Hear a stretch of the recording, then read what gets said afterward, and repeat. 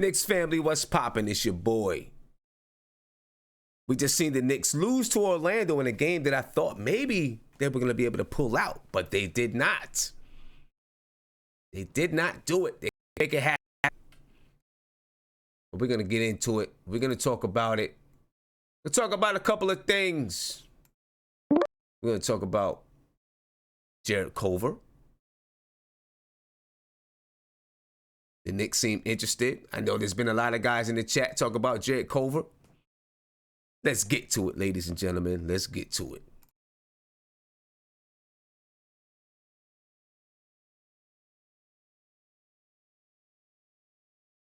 Yes, sir.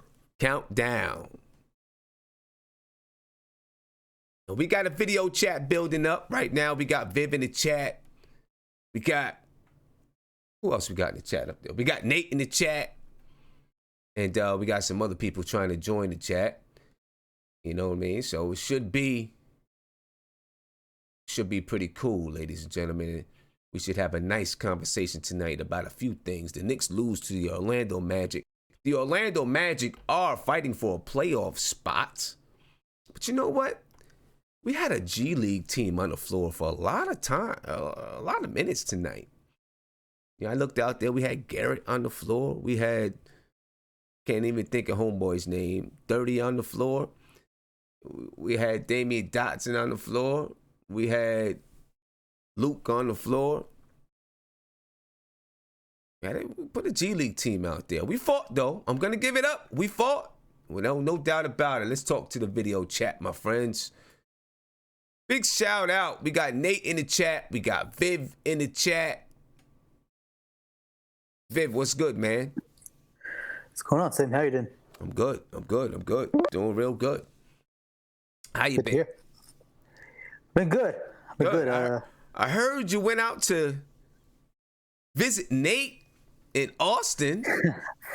Yeah, actually, funny story. I was going to Austin anyways, and I think one of the, I forget which chat this was. This was like one of the games. I was like, where are you?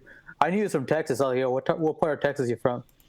And he said he's not that far from Austin. So I was like, all right, come to Austin. So I was like, I was going to be there for a couple of days. I wanted to see what the scene was like. So, he came down, we had dinner a couple of times, and, we talked a lot of Knicks. And, it's cool. It's kind of cool because, because of this chat and just because of the whole, the scene, I've seen a lot of these people in person, or a lot of people in person, especially people from this chat at the first game for me. So it's kind of cool seeing, someone like, Nate, we can talk in person. So, yeah. That's good. We all link together in that type of way. Yeah, so that was pretty cool. I actually did an interview with the Knicks today. Not like a job interview. Mm-hmm. They were kind of trying to figure out what's the best way that they can serve the fans, some things like that. And, so I spoke with a lady, I guess, she wasn't actually from the Knicks. She was from another organization that was doing work for the Knicks. So she was asking about, how can they get more fans out to the game? I told her, I said, number one, we got to put a good product on the floor. You put a good team out on the floor, everyone's going to come to the games. You know what I'm saying? Right. They're coming to the games. Too. I said, number two, your prices. We got to get the prices down a little bit. You lower the prices. I said, look, you go to Minnesota, you can go to a Timberwolves game, a regular season game. You can get your cheap seat tickets for $6 to $10 if you go to the spots, right? You can get a 100, 200 level seat game for $50. For the Knicks, you're talking $100 for the cheap seats, or more. I was like, get those prices down. You'll get people, especially in the season when the Knicks aren't doing well. Get the prices down, people will come to the games. And then I told them, I said, there's a lot of Knicks content creators out there. A lot of content creators. If the New York Knicks partner with those content creators to hold events, you'll get some people out because fans like to come together and meet each other and hang out together. You know what I'm saying? So yeah, I think that's the next step, actually. That's a good point you mentioned because I mean, a lot of the content creators, they do charity work, and they, Exactly. they're donating to Guard of the Dream, so they're already indirectly, working with the Knicks in some sort of way. So Exactly. I mean, that's the next step, is the partnership aspect. So Right. I know someone. I think someone had access to one of the practices earlier this year. So even giving credentialed access to some of these. I think that was practices and whatever. I think that was Terry and Trey. Yeah, Terry and Trey, and I think it's because they have season tickets. Yeah, they have season tickets, so it's a little different. But Right. So when you get season tickets, you get a few different perks. You get a few perks when you get season tickets. No, I hear you. But I mean, I guess for looking at us, if you're averaging, say, 2,000 people, let's just say, right? I'm putting an arbitrary number, 2,000 people, coming on the stream talking about the Knicks. Eventually the word gets out. You're like, oh, you got 2,000 Knicks fans, talking about this game, after every single game. I mean, that shows some sort of dedication, to the team. Yeah, that's what I told her. I said you need to start collaborating with these content creators, because B-Baller for real said, did she hang up on me? No, she didn't hang up on me, man. She was actually interested, though. She was interested, and she said that she was going to bring some ideas, and I gave her some more ideas, and I probably gave her too many ideas, to tell you the truth. And it'll be funny with some of the ideas that I gave her. If I see it happen, I'm going to be heated. I will be heated, but it'll be my own fault because I gave up the idea, because there's something that I've been working on a little bit with the representative that I have, kind of doing like a convention. We'll just leave it at that, right? A day-long convention at Madison Square Garden. Now, if she gives that idea to the Knicks and then they take it from me, and I told her, I said, I might be shooting myself in the foot here. We'll see what happens, though. I also spoke with my representative today about some stuff. So hopefully, for those who want to go to the opening night this year, which it could be a great one, it could be garbage. You know what I'm saying? But it'll be Zion's first night. If he's with the Knicks, it'll be his first night. If KD is with the Knicks, Kyrie, them guys, it'll be their first night. Be a hot ticket. I'm going to start taking down payments for that first ticket so we can get in quick for MBK opening night. So we can, that way we can get in, we can get ours in, and we don't have to worry about it. Mm-hmm. You know what I'm saying? Yep. But we'll talk about that later. Right now, you see. Yeah, you want to go to the game, I guess. What'd you say? I guess we should go back to the game. Yeah, let's go. Yeah, let's get back to the game. Talk about the game a little bit. I think that's what some people came here for. A lot of G League guys. Listen, I didn't expect to win the game. Orlando's fighting for a playoff spot. The Knicks are really fighting to be a spoiler. At this point in the season, the Knicks really should be trying to, I'm not going to say, I'm saying the Knicks should be trying to go ahead and win. Try to spoil some stuff. It's okay. Right? Because we're probably not going to win. Listen, we need 3 games. 3 games to beat 17 losses. I'm not sure if we get it, but we'll take a look at that. Anyway, Viv, what do you see about the game? Viv, Nate, you're live as well. What do you see about the game? Yeah, look, the game. What I saw is that you just see this is not a glorified G League team. This is really a G League team. So really a G League team. So what you take is what you see. So at this stage of the season, with only 4 games left, it's really hard to kind of evaluate performance based on what we see in a box score, right? Because box scores right now are just going to be very skewed. These are very low pressure games for the Knicks themselves. I mean, it's really been the case for the last 3 months per se, but especially now it's really hard to say. But you kind of take, at this stage, you kind of just take little things and just the little sorts of progress. So see like someone like a Kevin Knox, shooting a little more efficiently out there. That's obviously a positive sign. Getting 29. Exactly. You see someone like Mario Zonia come back to Orlando and have the performance he had it kind of reflects on how maddening he is as a player, that he has such an amazing effort back home as a revenge game, but he's just pretty much very violently inconsistent with his game. Mudiay had 10 assists. I don't remember the last time we had a guard with 10 assists in a game. No, I mean, I'm pretty sure it was probably him. But again, it's like the problem with the 10 assists is just more, are those assists, is he making the right passes too? And, what are his missed assists? So, but at this point, just 10 assists is the shocking part. Yeah. No, I mean, it's also empty. It could be empty assists too. But I'm sure it is empty, yeah. My goal is this, right? Mudiay is one of Mudiy's bigger weaknesses. I mean, Sorry, the way I'm looking at it, though, anything that's happening at this point in the season is pretty much empty. Right. Exactly. It's pretty much empty. But just the fact that he had 10 assists is shocking. I mean, nobody has had 10 assists in the game, probably maybe no more than 3 or 4 times the season. I mean, but see, like, my whole point is this, right? For a guy like Mudiay, I think one of his bigger weaknesses as a point guard is that he cannot find the roll man.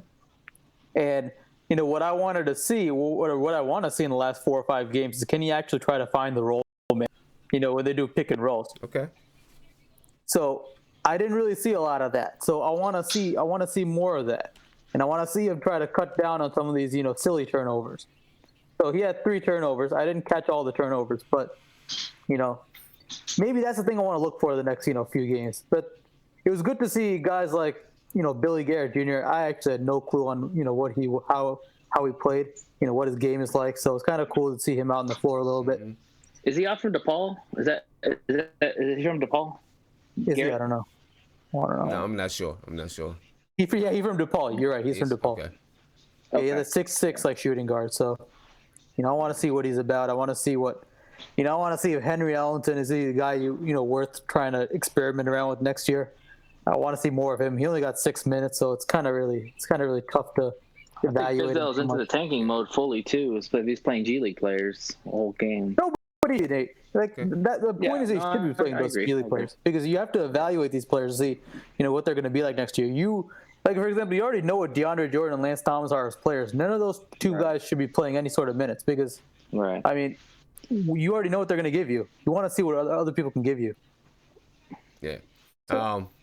Yeah, I mean, look, it's that time. You know what I'm saying? It is that time to, play, whoever you think could possibly be a piece to your puzzle.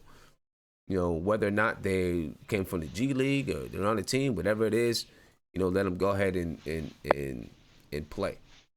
I mean, it's that. I think you have the answer to your question. If we're going to win 3 more games, probably not, because if we're playing G League players, well, we'll see.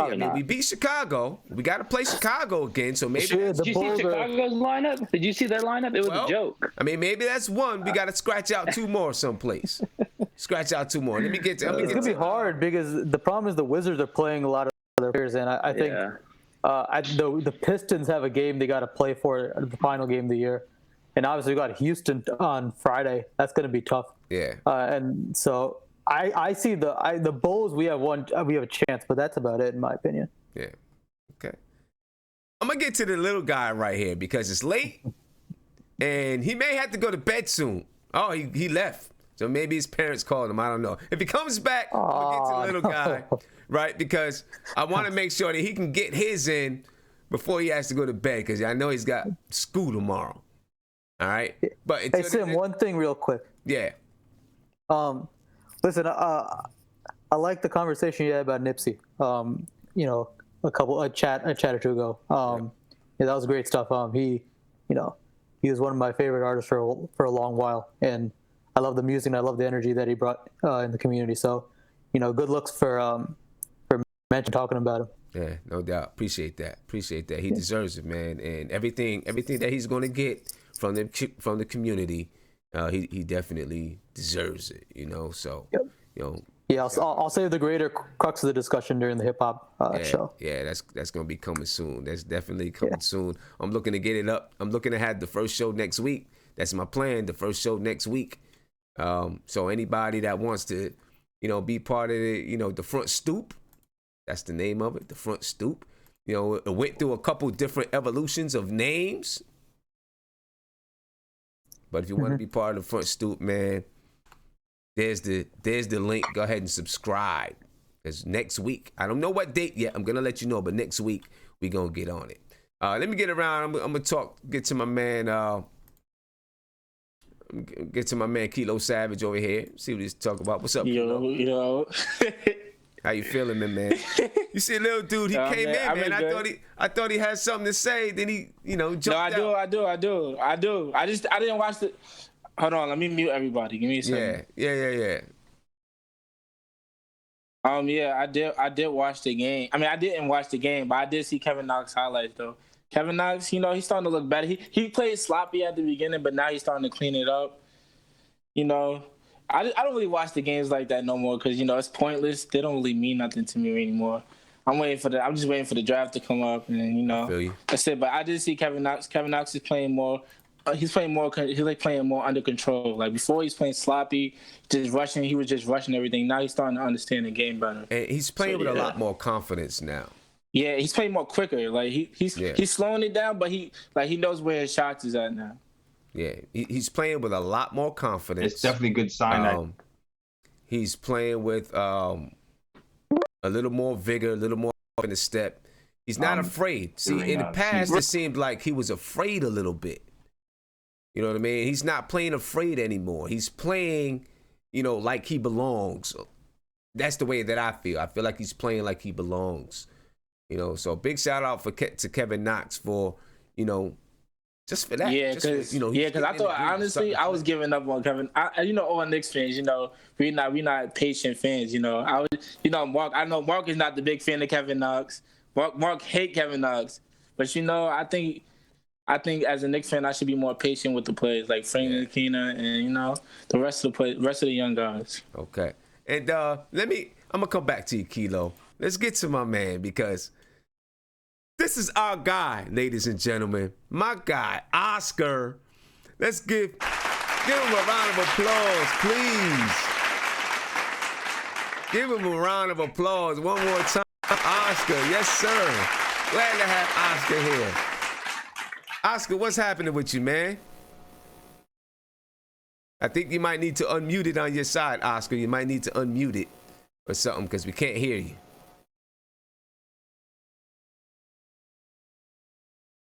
Oscar, can you hear me, Oscar? Yeah, he can hear me, but we can't hear you yet. So we're going to let you go ahead and get that worked out, but we definitely going to come back to you. All right, we're going to let you get it worked out. I'm going to keep you unmuted, and when you're ready to talk, you talk, then that way we can hear you, all right? Glad to have that. So, guys, please make sure you keep it right, okay? Keep it right. Oscar, if they get out of line, they say something, they get out of line, you let them know. Let them know, all right? Isaiah, what's going on, man? Hey, what's going on, Sim? I'm excited. We got Oscar in the building. Yeah. And he's a cameo. This is a big night. First and foremost, rest in peace, Nipsey Hussle. I'm really glad that today, I think yesterday they found the killer and the woman turned herself in. So I'm glad that, that part got settled down. And I hope justice is truly served for Nipsey and everything. So first and foremost, I'm glad that they found the killer. I'm really glad about that. Yeah. Also, everybody subscribe to the Hip Hop channel. It's going to be really big. It's going to be really great. I can't wait for the first discussion. It's going to be so dope. Subscribe to that channel. It's going to be great. Can't wait. The Knicks game, Sim, Knox has been playing really, really great the last couple of games. I'm excited for him. What's his name? Mario Hezonja. I agree with what Viv said. If I'm the Knicks, Sim, I'll be real with you, Sim. I wouldn't bring back Mario just because he's just really, really inconsistent. It's just crazy to the fact that he'll get up for these kind of games versus every other game. I'm just not a big fan of that. And Mitch, of course, Mitch is. I'm just saying Mitch is being Mitch right now. And this kid, I'm just like, oh man, I'm getting his jersey. Let me wait until July. I gotta see how. I gotta wait. I gotta wait because if we get Zion, we all pretty much know what's gonna happen. So let me wait until we see where we draft, and that will tell us. Also, too, I was watching the end of the game, Sim, and it really was irking my nerves.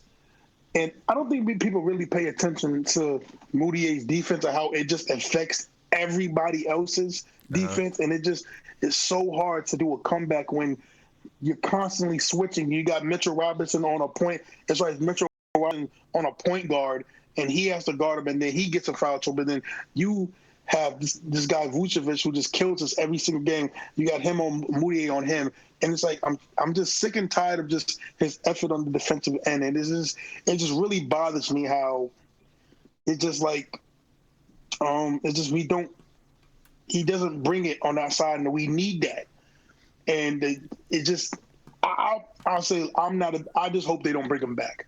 You know, I hope he gets a deal somewhere else. I just don't want Moody on the Knicks because it's just I don't even think he could be a serviceable two-man for us. So you know, let's talk about Mudiay. I was saying Oscar trying to put something up. This kid is golden, man. This kid's gonna be a superstar. I think he's ready though, because I did hear something. Oscar, can say something? No, we can't hear you. At one time, I heard a little something. Oh, this is what you need to do. Oscar, go up to, if you on your screen, if you go up to where it says cam/mic and then go in there and adjust your microphone and adjust where the sound is coming from. Try that and you might be able to get it going. That's might be the issue. But we're gonna keep working with you. Try to get you on because everybody definitely wants to hear from you. Mark, what's going on, man? Did you watch the game? What's going on? Yeah, man. I was kind of pissed off watching the game, but watch your mouth, man. Come on, man. What? Keep it clean, man. Piss is a bad word? Yeah, it's bad enough.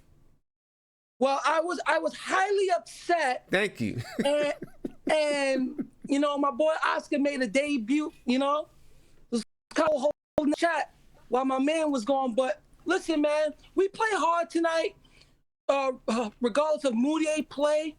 But other than that, we play hard. Orlando was just executing it, and Vucevic is just a beast down low. You know how he always killed the Knicks. He stayed killing the Knicks. Mitch couldn't guard him because he was too small for him. Yeah. And Mario Zonia wanted to have a game of his night. He played hard. I wonder why he couldn't play like that games before this. I mean, so you know, he was back in Orlando. He wanted to prove his point. He wanted to prove to Orlando that he could be a player. If you wanted to prove your point, you should have proved your point all season. He should have proved it all season long. All season long. Come on, you don't wait. You don't wait till you play your rival team to prove something. If you want to play the game of basketball, and Knox too. I seen Knox little stats for the last 5 games. He's been doing good. He looked like he's been selective on his shots lately. That's a good thing coming from him. And also, he was playing hard tonight because his parents was in the stand. So, you know? Yeah. His father, he don't play hard. He know, listen. Yeah, I guess we need to get a plane ticket for his parents to come in the garden so they can play hard. Let me tell you what it is. Anybody who's ever had a father as a coach, I didn't, but I am a coach as a father, right? Hey, girlfriend, that gives you powers. It gives you powers. Okay, so what that means, and it doesn't mean, I don't even know if his father coached him like that, but I'm pretty sure his father coached him. They said his father was behind him. Yeah, so look, but anyone who played sports and your father drove you home after the game, you know that hour drive home, he's laying down the law. No matter what, you can have the best game of your life. He's gonna let you know the things that you did wrong, and you got to hear it. So he's probably giving. You know that ride home. He knew that ride home tonight. He was probably going home to eat dinner with his folks, right? Yeah, hang out with his family. So he knew what that ride home was gonna be like if he didn't come out there and play and bust his butt out there, right? Kevin Knox tonight had 21 points. He was selective. He shot 53.8% from the field. He had really 4 rebounds. So if his father's saying anything to him, Mr. Knox, get on him about the rebounding, please. Get on him about that rebounding. I swear, like when you watched him tonight, right? When you watch Knox tonight and how he took his time when he got the ball. And when he was driving, it's like, yo, this is all you have to do, boy. Just attempt it. Just attempt it. Don't wait till you see your father in the stands giving you that eye for you to play hard, because you will lose your spot. This ain't no joke. Right. But listen, this is the funny thing about it, though. We're talking about how his father is a motivating factor for him to play well. Yeah, because he always talk about his parents when they ask him, like, what motivates you? But you know, but you know why, though, Mark? You know why we're talking about that right now? That his father, his parents, whoever, his family in the stands is a motivating factor? He look at his father as a figure, man. Because he's still a kid. Yeah, he's still a kid too. And then he look at his father very highly. Yeah, right. You know, because most people that have parents, they don't, in a basketball sense, they don't really look at their parents to be the guy to really motivate them. Most of the time it's like, oh, LeBron James was one of the reasons why I wanted to play ball. You know, I looked up to him. So, you know, to have his father, that's a big thing. Yeah. And let me tell you, because you can ask my daughter, we come home from games, like, I don't cut no shorts. I coach, right? I coach her. And so we're walking back and everyone's good game. And she already knows. She can look at me. You give her that out. She knows what's going on. You know what I'm saying? And we get in the car and I light into it and let her know what's going on. Now, if she has a great game, I let her know she has a great game. You know what I'm saying? Yeah. I'm not just going to say something negative just to say something negative. I let her know she has a great game and she has a great game. She plays terrible. She's not hustling. She knows, because I light into her. You know what I'm saying? On the bench, in the hallway, in the locker room, wherever we get a chance to set up, I let her know how it is. But, you know, she takes it well. If I had kids, I said, what would make me mad if I was a parent that had children play basketball? The effort. If you don't have no effort going to anything in life, that kind of makes me more upset than you going out there and having a bad statistic game. But if the effort's not there, that's when you got to rip into them. Yeah. Because the effort that you want from them. It's the effort. You want the effort. Because if you don't have the effort, that means you lack motor. That means you're lacking confidence in the game. You gotta have confidence when you play the game, man. What you say up there, Viv? Put that back up there, Viv. Microphone settings. Oh. On not on a period. Okay, Viv is helping him out. Okay, yeah, keep helping him out, and I'm gonna keep him unmuted as soon as he gets. Just keep talking, keep working at it, Oscar. I'm gonna keep you unmuted, and as soon as you get it, you talk, and we'll be able to hear you. I'll know. Yo, right. Sim. Yeah. Before you get to the stats, right? Did you hear the news that came out today with the Porzingis thing? I did not. Well, now, but when it occurred, when the situation occurred, right? The NBA, when they told the NBA about it, if it was a big issue, he wasn't eligible to be traded. And since he's been traded, that shows you that the NBA is like saying this is not as big as it might seem to the outside world. That's the NBA. Yeah, but he wouldn't be able to get traded from the Knicks if it was a big thing, meaning that he still would have been a Knick. Right. Now, but what I'm saying, right? But I get what you're saying. Yeah. But that's the NBA. That's the NBA saying it's not a big thing. Okay. You know what I'm saying? But that's not the law. Yeah, I'm just saying as like if they had enough evidence at the time, enough evidence, that trade probably wouldn't have happened. So the NBA is saying, okay, this might be one of those cases. So it is what it is. Yeah. But the law is different. Yeah, I understand that. That's what we waiting for. Well, we'll see. We'll see what happens. I guess we're gonna see what happens there. Did you watch the game today? I did watch the game tonight. How did you feel? How did you feel about it? From the beginning, we jumped out. We jumped out to a nice little lead. We let Orlando storm back. I thought we played hard. I felt like, because we're about to talk about this now, I felt like the Knicks were playing like they wanted to win. And I felt like no, the Knicks, they did.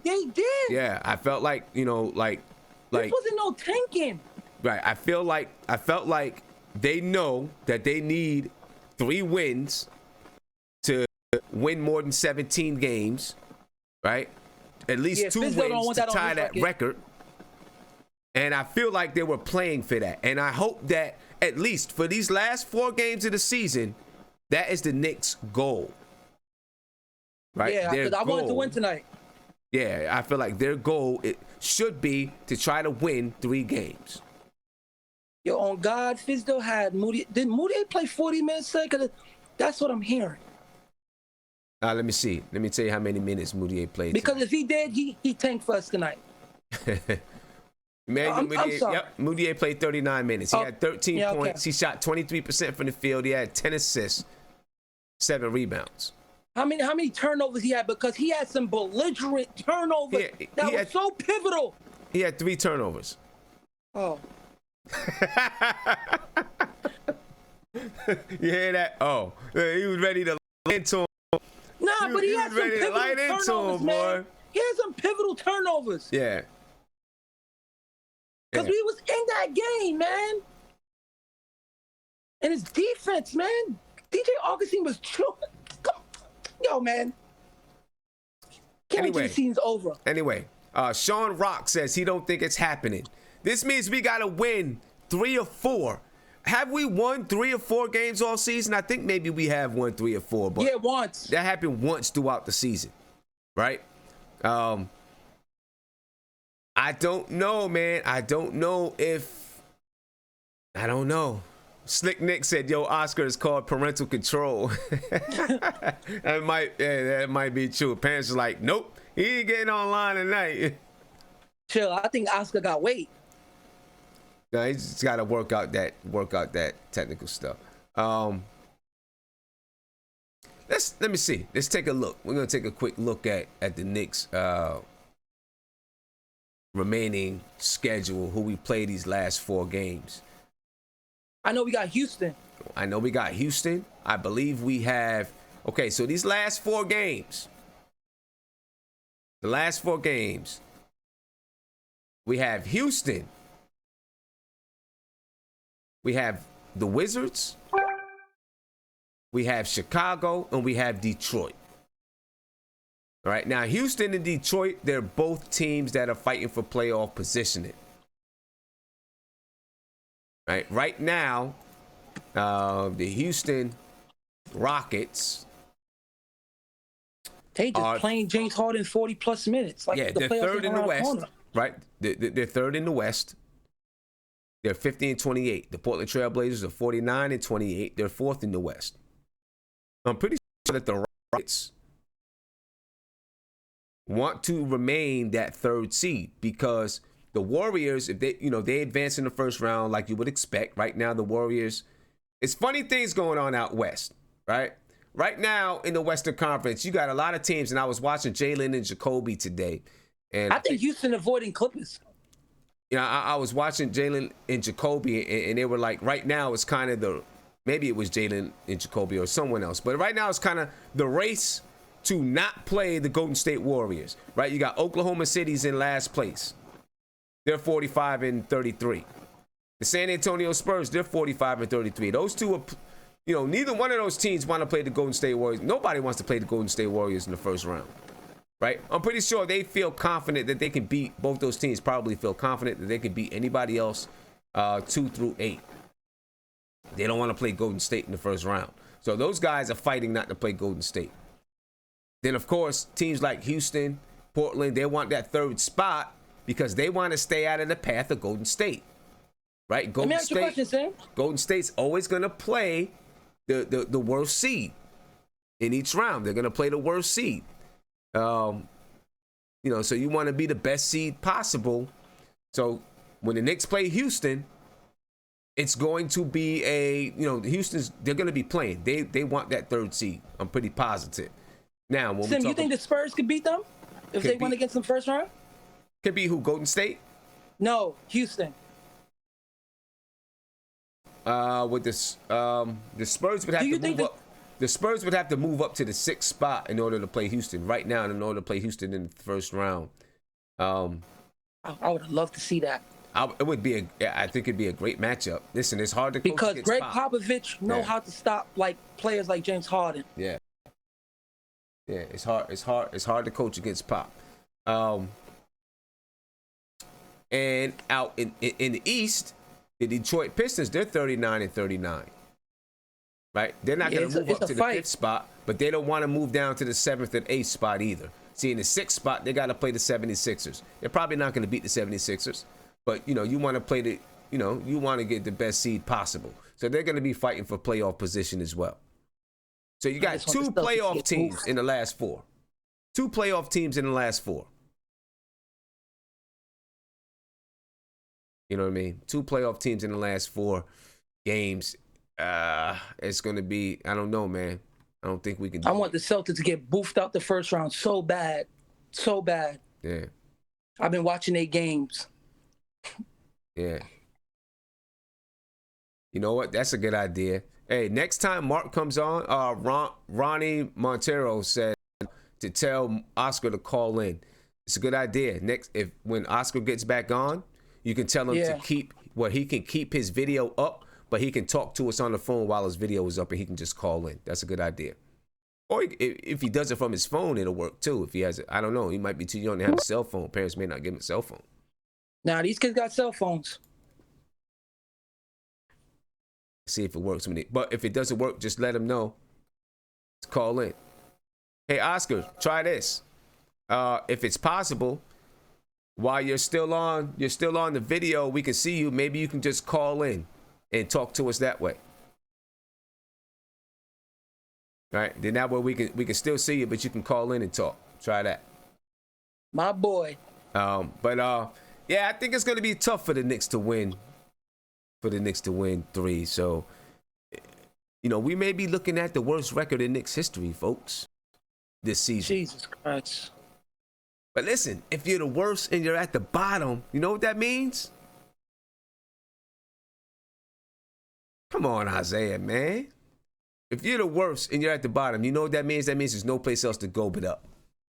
Yep. No place else to go but up. You know what I'm saying? That means there's no place else to go but up.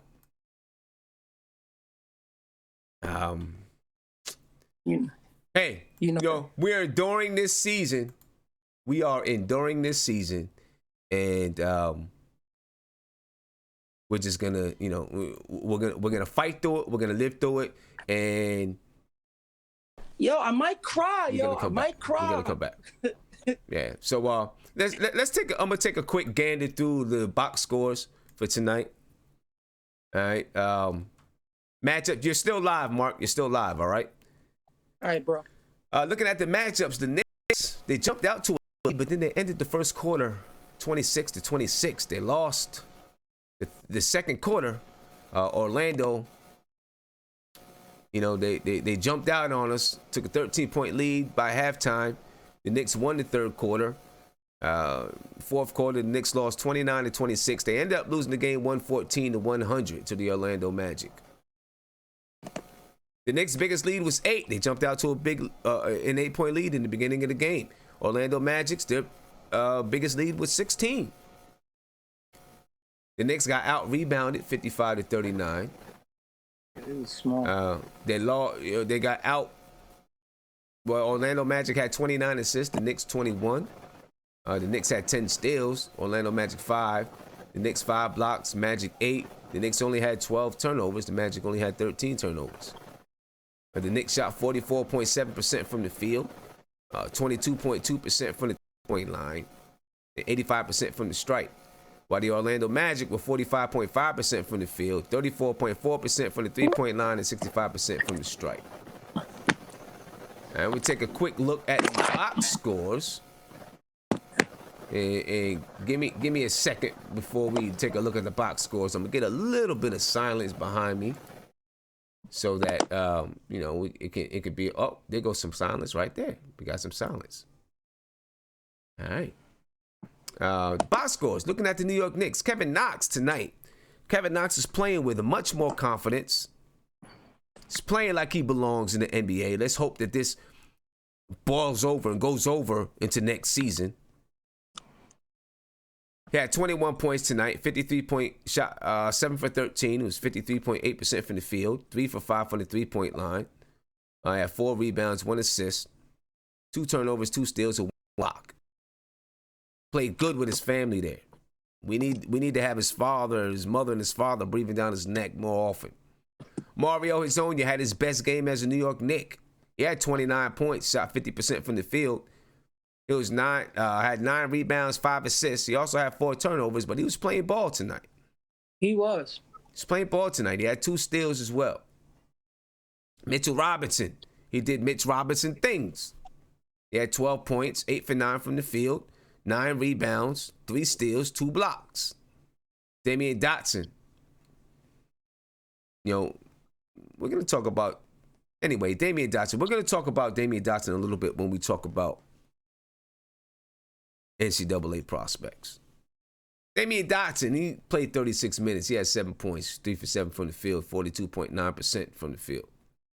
He had 1 rebound, 1 assist, 2 turnovers. Emmanuel Mudiay, he had 30 points. He shot poorly from the field, 23%. Had 7 rebounds, 10 assists. 3 rebounds away from a triple-double. What do you think about that Russell Westbrook 2020 and 20? Jeez. He won it that night. Hey, you know, he dedicated that game to Nipsey's. He went out there and got 20 and 20. Lance Thomas, he had 13. He played 13 minutes, had 4 points, 4 rebounds, no assists. Luke Cornett, he had 6 points, 3 rebounds. John Jenkins, he played 16 minutes. He had 4 points. Henry Ellington played 6 minutes. He had donuts across the board. DeAndre Jordan did not play. And then we had Billy Garrett, who came in, and he did score a bucket. I'm not sure how many he scored, but we don't see it here in the box score. Yeah, he scored 2. Just scored a bucket, right? Yeah, because he laid on a layup. Yeah, for the Orlando Magic. No. 6. Orlando Magic was led by Vucevic. He had 29 points, 13 rebounds, 3 assists. Nick Miller. Evan Fournier, he had 19 points, 4 rebounds. DJ Augustin, he had 5 points, but he had 8 assists and 4 rebounds. Terrence Ross, he was knocking down threes. He was lights out. What is he, like the best 3-point shooter off the bench or something like that this season? He had 23 points. He's 9 for 14 from the field, 5 for 10 from the 3-point line, 4 rebounds, 5 assists.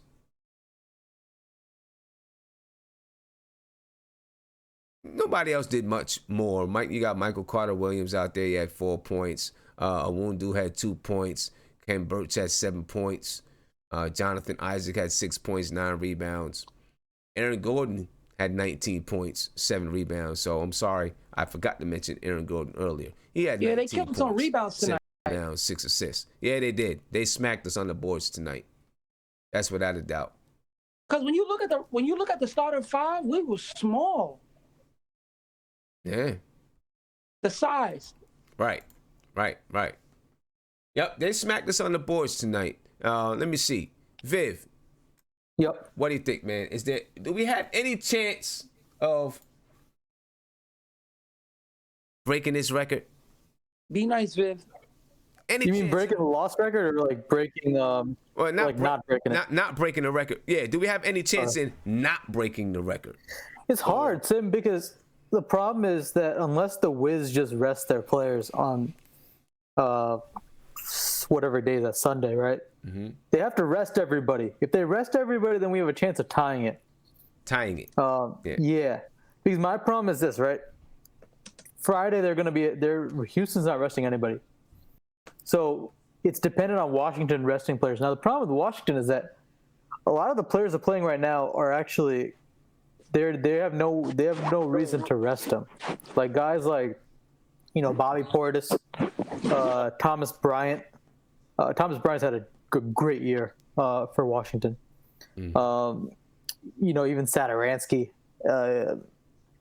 Troy Brown. They're not going to rest these guys. So, they could probably field an interesting group of players. And the real question is, will they rest Bradley Beal? And I don't know if they're going to do that. And I don't know their schedule. They may want to play Beal one more, like if it's their final home game. I don't know if it's their final home game, but maybe they want to play him there. Actually, are they at home or on the road? I may have misspoke, but let me see. Oh, they're at home. Sorry, they're in New York. So they're in New York. Yeah, I mean, it really boils down. The thing is, though, that the Wizards are actually winning some games, so it's kind of it's a little bit weird. So we're switching a lot. Maybe they'll try to win because I think they're just trying to prove something, especially now that they fired Grunfeld. Maybe, but I think it all boils down to that because the problem is that the Detroit game actually matters, and because it matters, Detroit's going to work to win that game. Yeah. So in previous years, we've actually won the last game of the year because it didn't matter to anybody, but this year it's going to be different. I think so too because Detroit, I'm pretty sure they're going to be fighting down to the end, for their spot, for their playoff spot. So it's gonna be tough. Let's take a second. Let's take a listen to David Fizdale's press conference. All right, we'll take a listen to see what David Fizdale has to say about tonight's performance. All right, let's take a listen, guys.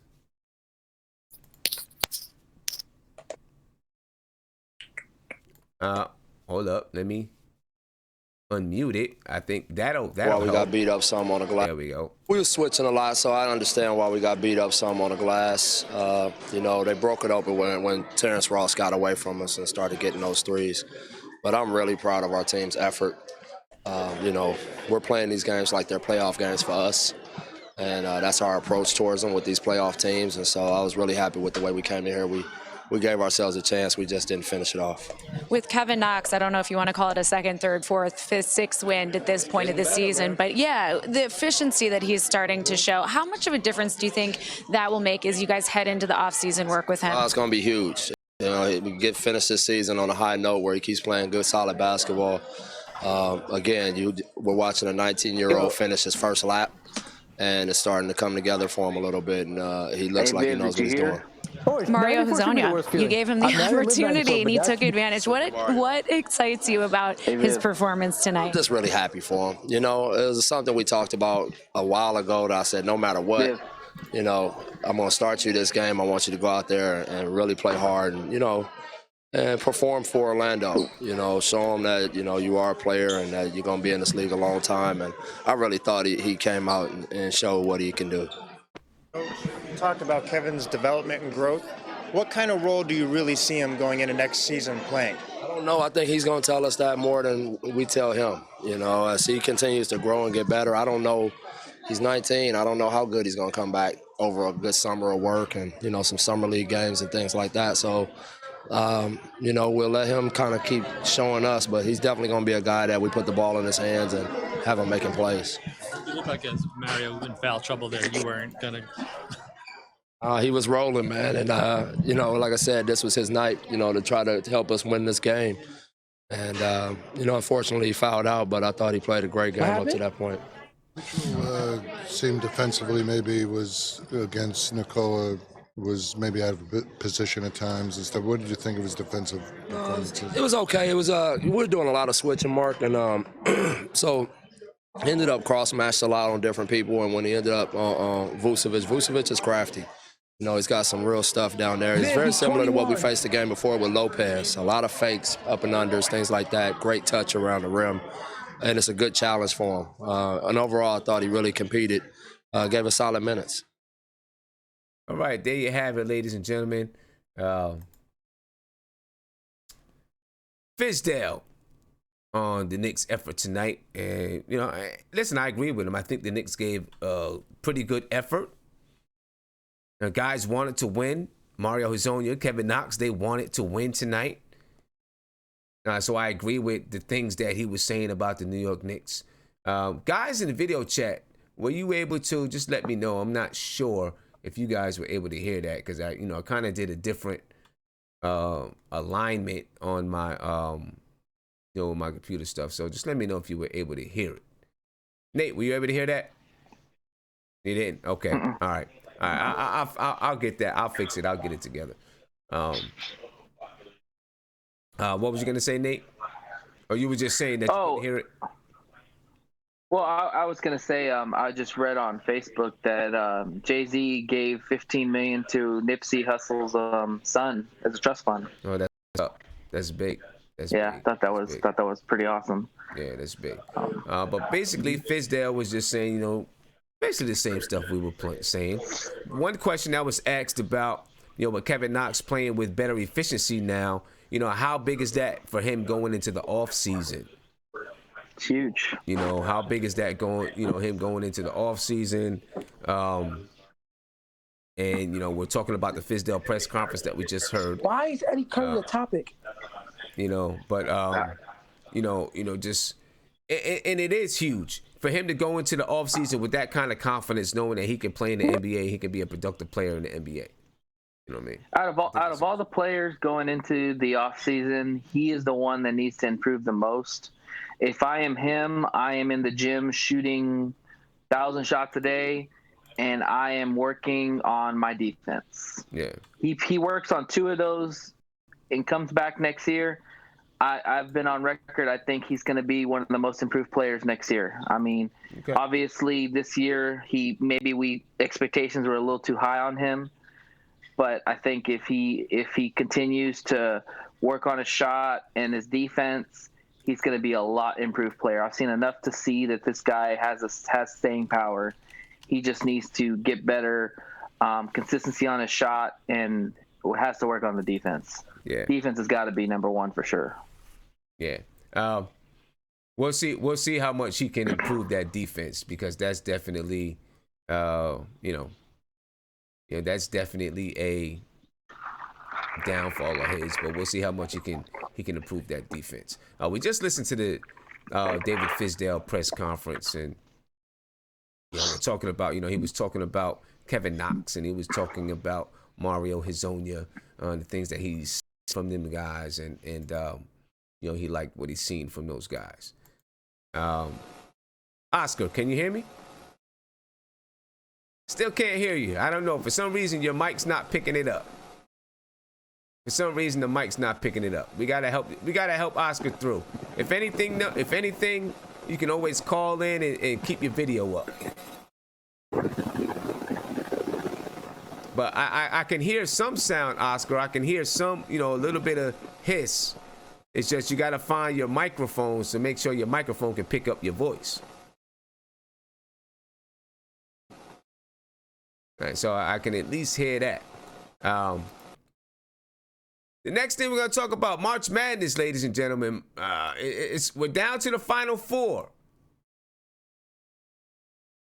And, later on we'll hear a little bit from we'll hear from Kevin Knox and Billy Garrett a little bit.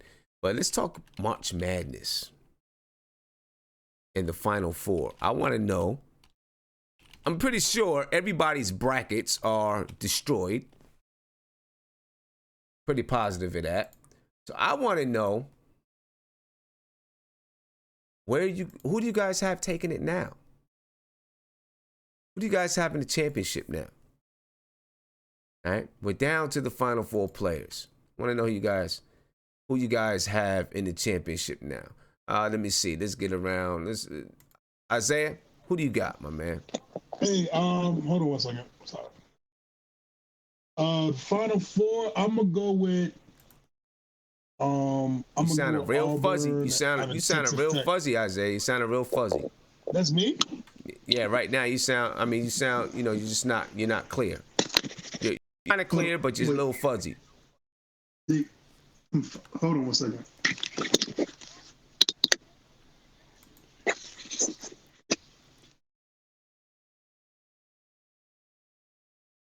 You ready?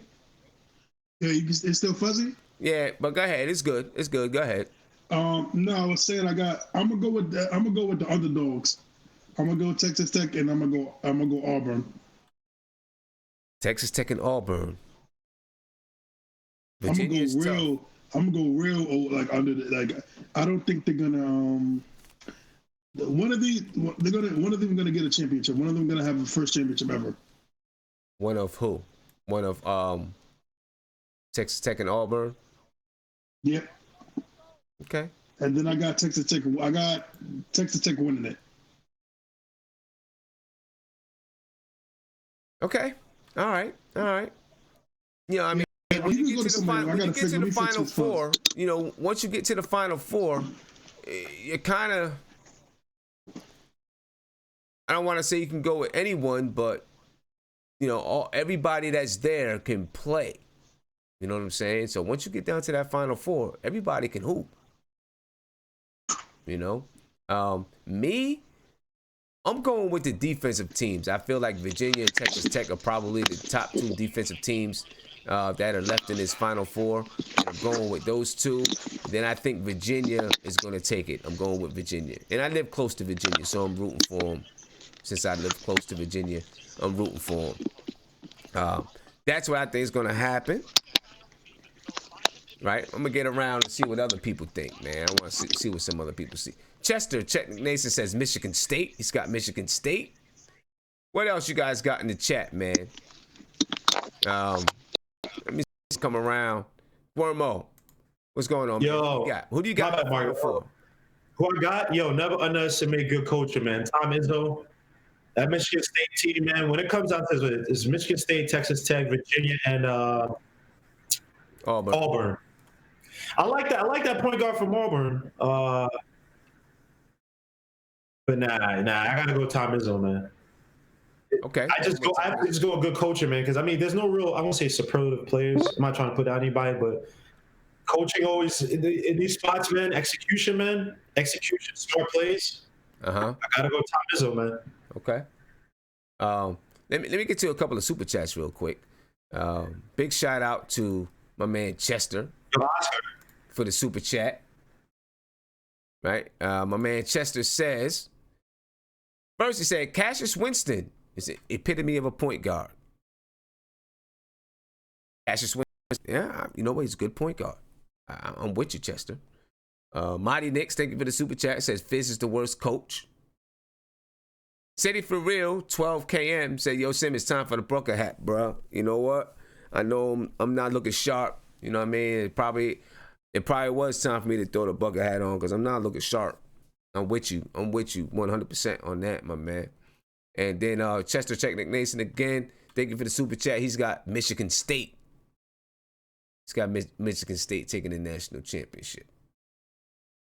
You know, it's hard to argue with anybody that you pick. You know what I'm saying? All these guys, all these teams are hooping out here. And, you know, the teams that were supposed to be the consensus number one, you know, guys to be there, they're gone. You know what I mean? They're out. Duke is out. UNC is out. They're gone. Let me see. We got, you know, just looking in it. I'm going to get back around to you guys. Just looking in the video chat. Let me see. I see Slick Nick has Michigan State. Again, because Tom Izzo. Siobhan Robinson says Auburn's taking it all. Mike Morgan says Auburn is taking it all. Z says Auburn is playing amazing. Public Enemy has Virginia. Z has Texas Tech. He's taking Texas Tech. Public Enemy likes Auburn. It's kind of all over the place. You know, it is hard to call it, isn't it? Kind of hard to call it. Definitely hard to call it. But it's going to be, I think it's going to be a fun Final Four to watch, and it's going to be a fun championship game. Let me say championship game.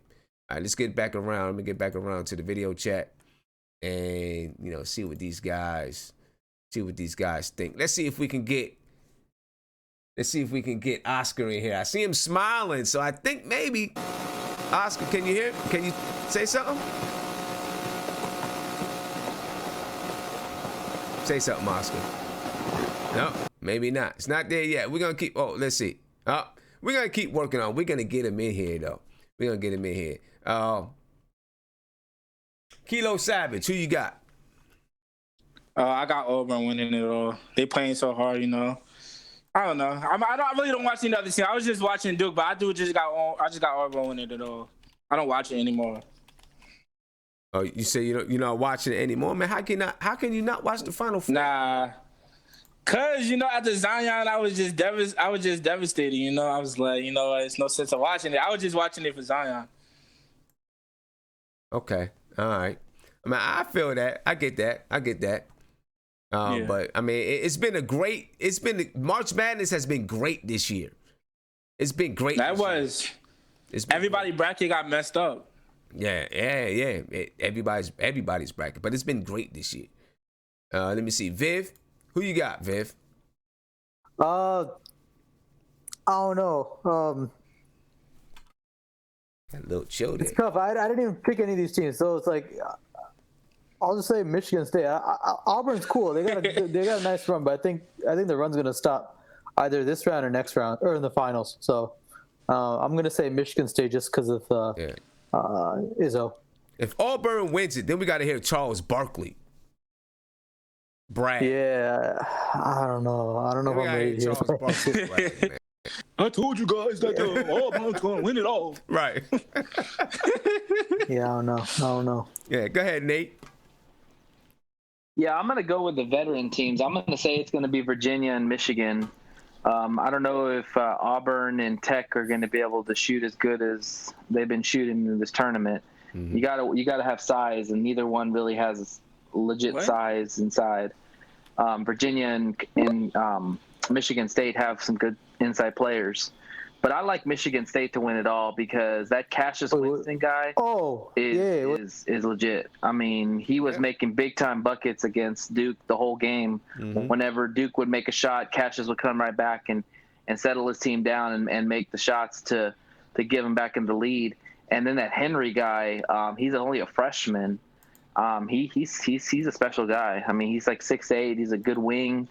He's real athletic. So, and then you got the X factor in Izzo. Izzo's a hell of a coach, and you can't go against good coaches. Yeah.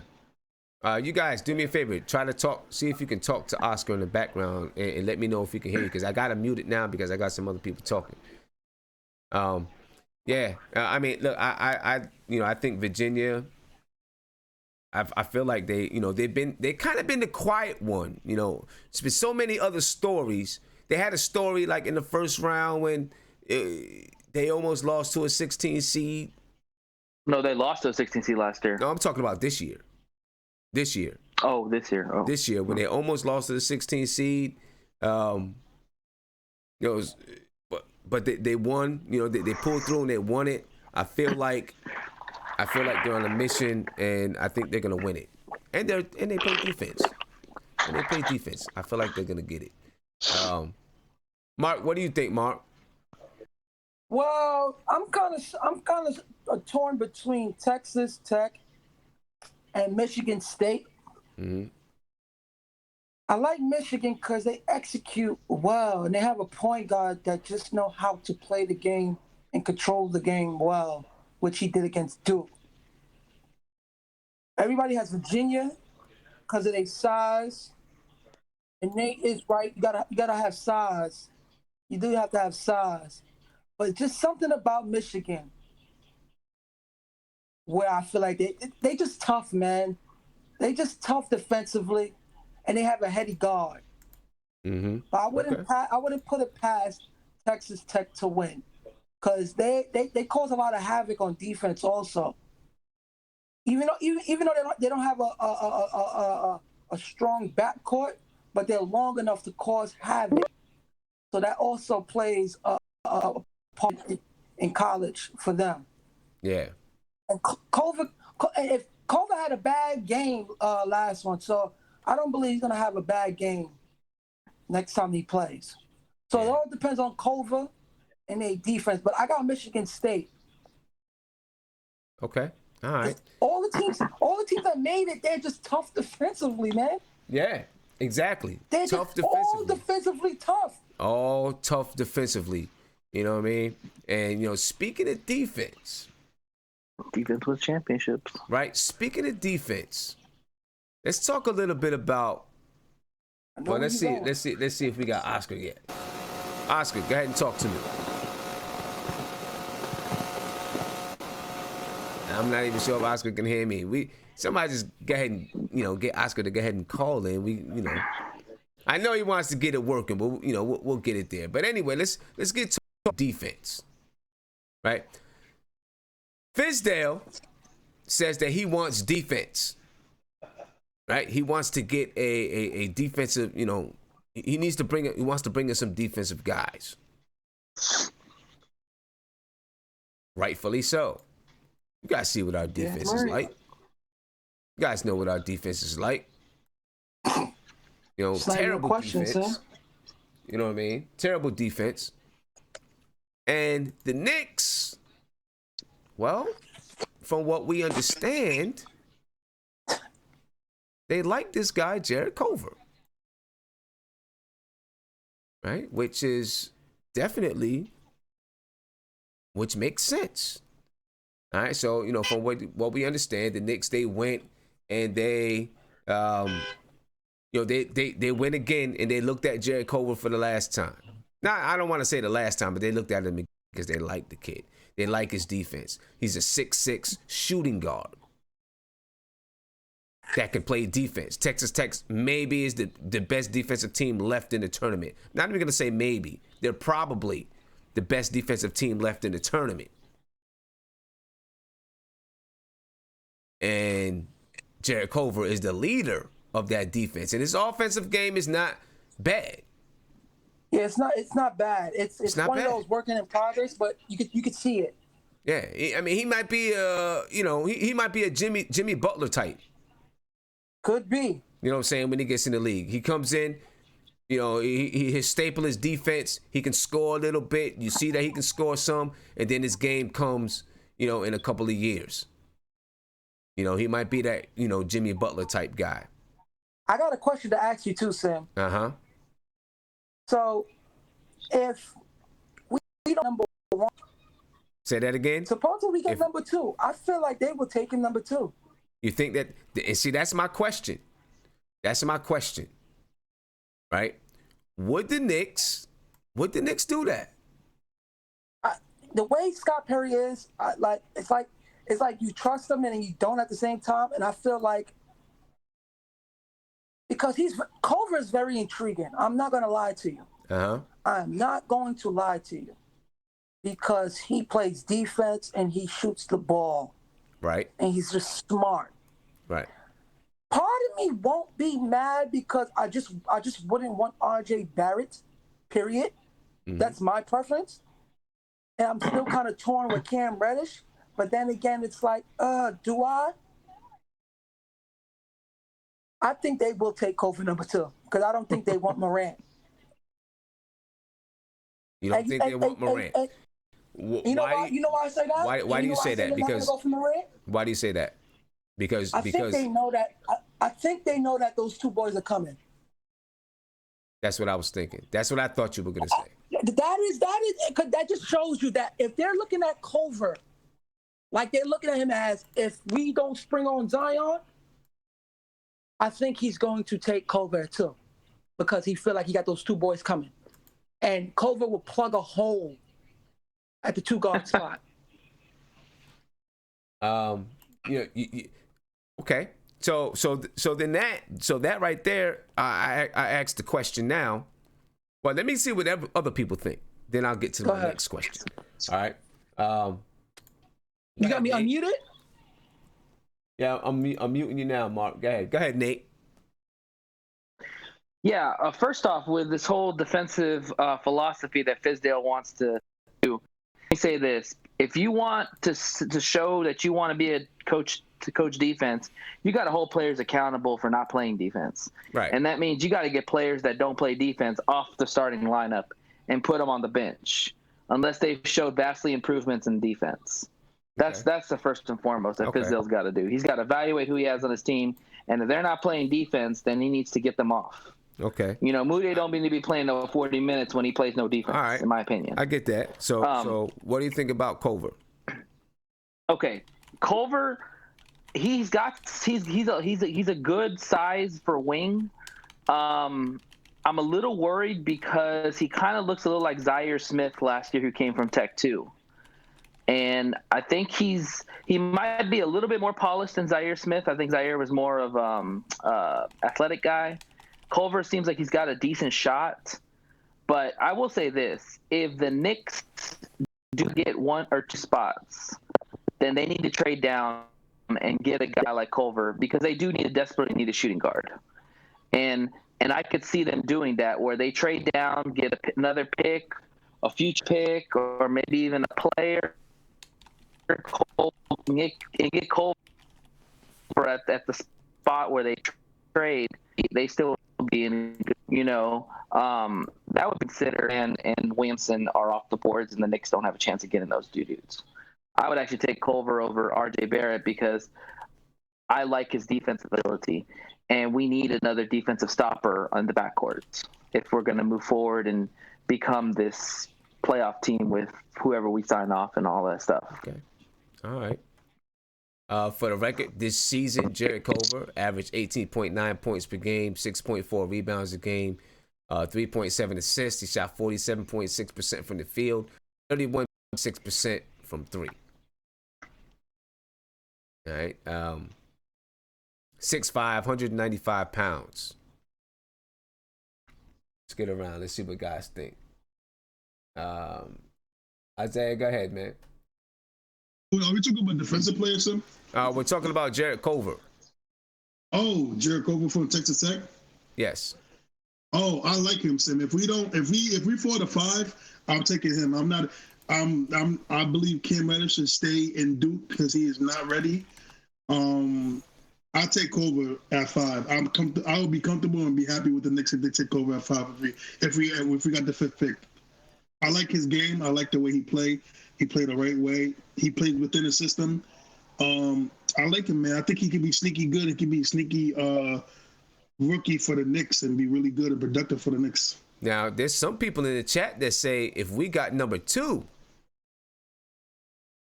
that they would take. You don't take him number 2. I don't believe you take him number 2. I said Jimmy Butler, that they would take Jarrett Culver. No, I don't think Jarrett Culver is a number 2.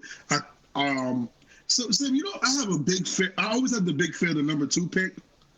The number 2 pick is, to me, it's a weird spot in NBA history when it comes to players being drafted number 2. There's a lot of them that don't pan out, but then you get lucky and you get the Kevin Durant's, and you get you get a few good players in number 2. But number 2 always just weirds me out sometimes, especially with the draft. If you look at the history of number 2 picks in the draft, it's just really weird. But I wouldn't take Culver number 2. If I had to do anything, I'd probably take either RJ or Ja at number 2 and be fine with either one of those 2 guys. Okay. But I wouldn't take Ja. I wouldn't take him at 2. I think 5, 4, 5, 6 is probably where we're going to be at. All right, let me see what some other people think. Let me get to a phone call, then I'm going to come back to the video chat. All right, call you on live when nothing but Knicks was popping. Hello? Hey, what's up, Tim? Hey, what's going on, man? We talk about Jarrett Culver. I like Culver. Where would you take him? That number 2 spot is serious. I guess if I'm the Knicks, I wait and see what the workouts look like the way we did with Kevin Knox and Miles Bridges. Mm-hmm. I mean, because you got Little on the board. I mean, if we're looking primarily at the 2 guard spot, I mean, we're looking at a 2 guard with anything less. If we get anything less than the 1st pick, that's not Little good. Culver looks good. I mean, RJ Barrett's always up there. Cam Reddish, who I really think, it's rough playing behind Zion and RJ. And then Trey Jones. I mean, it's rough being, he might, his true game might not shine until he's a little bit more isolated as a player. So I kind of like Cam Reddish a little bit more than Jarrett Culver because he came in as more of a proven star. and I can't. He's a little bigger, and but I mean, Culver. I can't. I mean, maybe in the workouts, or maybe over the next, if they win this game, what is it, Friday, and then Saturday, win the championship Saturday or something, and he goes out there and he gets 28 and 13, and he locks the guy up. I mean, he can take himself from the 5th, 6th spot in the draft to the 2nd spot with 2 good showings in the next 2 games, if he has 2 games left. So right now, if I'm going to go with the number 2 or 3 spot with our pick, and we're looking for a 2 guard, I'll probably go with Little or Reddish. That's just personal preference. And but hey, this kid could come out and he's a scorer, so he comes out and he dominates this next game against Michigan State, and then he goes out and dominates against Auburn or Tennessee. Mm-hmm. I don't know. Well, the one thing that you can say, best talent available. The one thing that you can say about Culver is that he's had more experience being the guy and the leader. Yeah. You know what I mean? Which, says a lot, which, it means a lot to me, at least. Yeah, no, I hear you. I also like that he's not a one and done, too. Yeah. I mean, he's got a little bit more body of work. That's true. He has a little bit more body of work. Yeah. A little bit more experience. He's proven himself a little bit more. I, for one, think that Cam Reddish would really benefit. I think you brought it up at one time. I think that he would really benefit from staying another year. He would benefit. I think his as far as his draft position is concerned, it would benefit. But if he's going to be a top 10 pick, then you got to go get the money, right? You're going to be a top 10 pick. Yeah. I mean, he was on the team with four top tier guys. I mean, Zion was the number 3 walking in there at the beginning of the season, and he ended up the number 1, and Cam took a dive. So, I mean, like I said, if we're not getting Zion, I want the next Donovan Mitchell. I want the next De'Aaron Fox. I don't want a project with this next pick. I want a proven commodity. If it's a top 3 pick, I'm tired of I'm tired of drafting guys with potential. I want to draft a guy who's a surefire, going to go in and produce. I mean, you can't guarantee it, but okay. I think we got enough potential on our bench. I think we got enough potential on our team. I want to see a guy who can. I don't know. I guess I just don't want to get a guy who's gonna come in and do what Kevin Knox did this year. I hear you. I understand. All right. Well, you guys have a good night, man. All right, man. Appreciate the call. Like I said, I'd rather have Cam Reddish than Okay. I just like him a lot better. All right. But everybody have a good night. What's up, chat? Once again, best Knicks talk on the YouTube. Have a good night. Yeah, appreciate you. Peace. All right. And listen, I understand what people are saying. Trust me, I do. I get it. I understand what people are saying.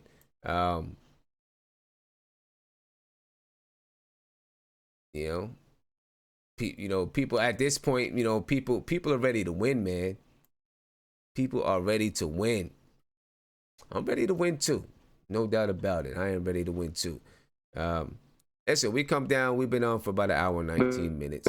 Not that much more that we can really talk about with the New York Knicks right now, besides what's going to happen in the next game. And we're going to talk about more and more players. So, don't fret about that. We're going to continue to talk about players that are, that the Knicks have the possibility of drafting. Okay.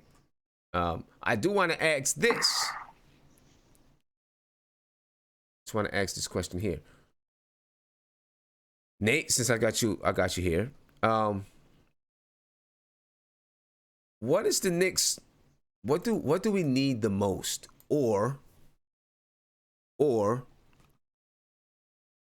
do we just need talent?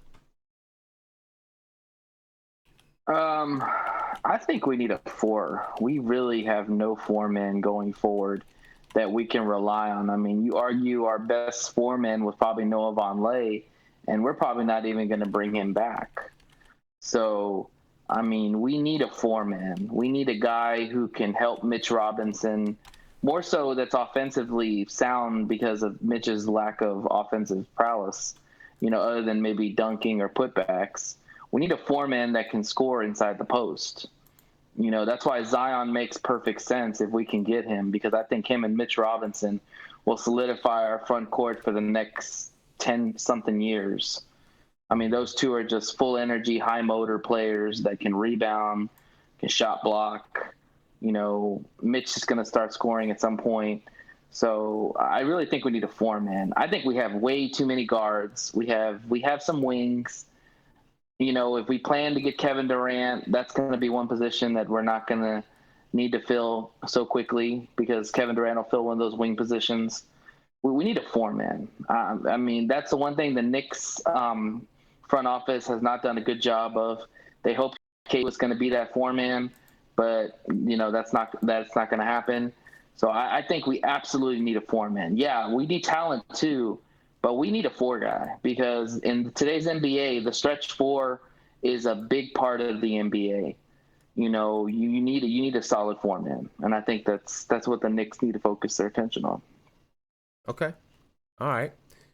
So then, if Zion, let's say we do not get the number 1 pick, and I seen someone, I forgot who it was, in the chat say, we gotta speak it into existence that we get the number 1 pick. But let's just say we don't. Then what 4s are out there that we're gonna get? Well, and Zion is gonna be an undersized 4 anyway. If he's gonna play 4, he's gonna be an undersized. People have thrown out Nasir Little. I was very disappointed with Little against when North Carolina played Auburn. I think he came up very small, no pun intended. He really just did not impress me at all. I think he should stay in college for another year. To be honest with you, Sim, I really don't know. I mean, the 4-mans are kind of far and few now, especially if you're talking about interior 4-mans. I don't know. Can you think of anybody off the top of your head? I mean, Nasir Little's the only one that comes to my mind. I mean, it's a very poor class for point guards and 4-mans this year. Yeah, a lot of 5s and wings and guards.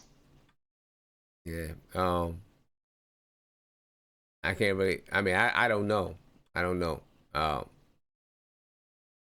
Well, sure. I'll say this, man. If we don't get. No, I was gonna say, and we'll know where the Knicks, we'll know what's on the Knicks mindset from who they're working out.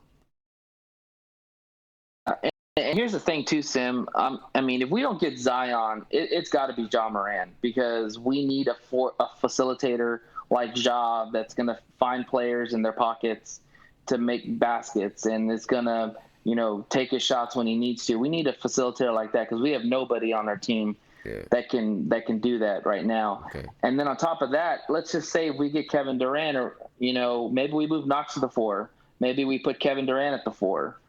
Then that would fill that void, and we still get our point guard that can facilitate. Okay. So all right, let's see. Hey Guillermo, what do you think, man? What do we need in the draft? What's our needs in the draft, Guillermo? So we're actually talking about this right now. We were talking about if we don't get Zion or Ja Morant. They're talking about this kid Darius Garland from Vanderbilt. They're talking about Bobo. He's hurt, so we kind of stay with that. What I would take, Sim, honest to God, man. I take the best. Take the guy with the highest ceiling, especially if you get a guy like KD and Kyrie, because, like I said, look, I'm not the biggest Zion fan, but I would not mind taking him if we get KD and Kyrie. You have stash him away. He doesn't have to be your main guy. Can develop his shot, work in his game out, and just work on what he does best, which is defending, energy, driving to the basket when he has a advantage, stuff like that. So to me, I don't think we can go cherry picking, because this draft is really weird. Like, they're not many guys outside of, say, Zion and Ja Morant where it's like, eye-popping talent. So just go for the biggest the biggest upside, I think you just go for biggest upside. This guy, Jarrett Culver, I'm scared because he's shooting, and I hate using this just a stat. There are no advanced stats, but he's shooting 31.6% from three. He's a sophomore, I believe. So you don't want to get sucked into the NCAA March Madness hype. You know, one of these teams that are coming up now, he's in the Final Four. Say he wins it, now he's looking great because, you know, he's shining the Final Four. We get him, and he turns out to be a really, really, really average player. We got to go for biggest talent available. You know, obviously Zion or Ja Morant if we don't get Kyrie or anybody. I have to do much more research. I don't like Cam Reddish. I don't want RJ Barrett. Holy crap, I don't want RJ Barrett. But yeah, after that, go for the best talent available, highest ceiling to me. So, okay, all right. Let me get to this phone call. And we'll come back to video chat. Caller, you're on live with Nothing But Knicks. What's pop? Hello, Isaiah. What's up, man? Hey, what's going on? You sleeping? This is Kevon. Hey, what's up, Kevon? Yeah, what's going on? We still talking about the draft? Yeah, we're still talking about the draft. We're still talking about, you know, right now we're kind of talking about what do the Knicks do to, you know, like what are the Knicks' biggest needs? What do we really need to focus on in the draft? If we not, I mean, listen, the first pick is going to be Zion most likely, right? Let's just say we don't get that pick. Where do we focus? What should be our focus? Yeah, you know, I definitely gotta agree with Isaiah, who said like that number 2 pick in the draft is one of the hardest ones to nail, especially in a draft like this where you got like a consensus number 1. You know, at like number 2, you're basically saying we know out of like you basically picking you like that is almost like the first pick in a way because like the first pick is already a foregone conclusion. The number 2 pick is like, all right, you basically saying like out of the rest of the other, you know, 100 guys you could possibly pick, you picking somebody at number 2. So it's a very hard pick to nail. Yes, we could talk about Ja. I do kind of like Ja's fit in the backcourt. I think, you know, with Mudiyay's contract, we're going to have to get some type of point guard. So that kind of speaks to the needs question. I think we are going to have to get some type of point guard. I don't know if Frank's going to be on this team. Not trying to talk about Frank right now, though. But also, you got RJ Barrett. But honestly, I mean, there's a couple guys I do want to talk about. One of them being Bol Bol. Mm-hmm. I'm a big Bol Bol fan. I know he's injured, but I just feel like you got to go with somebody who you feel like, you know, that could really, like, be a game changer. I feel like Bol Bol is that guy next to Mitch. You know, I really wanted Kristaps and Mitch to play together because I feel like nobody was going to go to the rim against the Knicks. And now KP's gone. I feel like Bol Bol is one of those guys we should definitely continue to keep keep our eye on. Mm-hmm. We were talking about Jarrett Culver earlier. I really like Jarrett Culver as well. It's funny that you said Jimmy Butler because when I first saw him play, I was like, yo, he kind of reminds me a little bit of Jimmy Butler, but a Jimmy Butler who could actually pass and play make. Right. So that's really interesting too. But there's one more guy that for some reason nobody talks about, and I really don't understand why. Is Brandon Clark from Gonzaga. You know, his teammate Rui Hachimura gets a lot more shine than Brandon Clark, and he's a 4-man. I kind of like, you know, I love his game. His game is he just plays tough. Like he wants to score every single bucket. He's a real bucket getter. But he also brings a lot of toughness at that 4 spot. Kind of a little bit. I know this doesn't really make sense that much, but to compare him to Lance Thomas in a way, just because I feel like he'll fill that role. Like I say Lance Thomas because I feel like Brandon Clark is a guy who will occupy lots of the same spots on the court, but give you way more offense. So, yeah, man, that's just my 2 cents about the draft. Yeah, that's just my 2 cents. All right, man. So you're a little iffy about taking Jarrett Culver with that second pick? I feel like it's a little high, but you know, it's a little high to take a guy like Jarrett bad Culver, business decision, and I think Kevin Durant's pretty smart. Sorry about that. Sorry about Yeah. that. I think it's a little high to take a guy like Jarrett Culver, but at the same time, if once again that number 2 pick is the hardest, one of the hardest ones to nail, especially in a draft like this where who's going number 1. So who goes number 2? Right. I feel like Jarrett Culver is like a top 5 guy. It's always risky, but if you could trade back to get him, that's cool as well. I like Jarrett Culver. I do. I even kind of like him a little bit better than RJ. I don't know. It's comparable between the two. But, I mean, if I'm the Knicks, I'm taking a hard look at Bol. I really am, because that kid could shoot. And, I just feel like, for a guy who's 7'2", he could really move as well. So that's my thoughts. And yes, we need to continue and we need to take a look at Brandon Clark. Okay. So, I mean, the Knicks got their work cut out for them, and they're obviously scouting, right? They're obviously out there scouting and looking at players that they might want to take in, the chance that they do not get that number 1 draft pick, or if there's any other moves they may consider making. You know what I mean? I don't want to. You just never know what's on their minds and what type of things they might be able to do. You just never know. Right. You never know. Yeah. So I'm pretty sure they're out there doing their due diligence, man. Hey, Kevon, I appreciate the call, man. All right. Cool. Appreciate it. Man, have peace in the chat. No doubt. Have a good one. Peace. All right, ladies and gentlemen, we're coming down to the end. We're coming down to the end. And guys, I'm about to play something in the chat. I think you guys should be able to hear me, guys, in the video chat. All right. I'm gonna give you. I know somebody else wanted to say something about the Knicks' needs in the draft. I'll give you a chance to say something, and then I want to listen to Colin Cowherd and Rick Bucher. They were talking about KD today. All right. I want to listen to it, and I want to get you guys' opinion on what they said. All right, because according to Bucher, it's pretty much a done deal. And I know that probably makes Mark smile, makes Mark feel good when he hears that, as well as a lot of other Knicks fans. But I want to hear, what you guys think about it. But before we get there, anybody else want to comment about the Knicks' needs in the draft?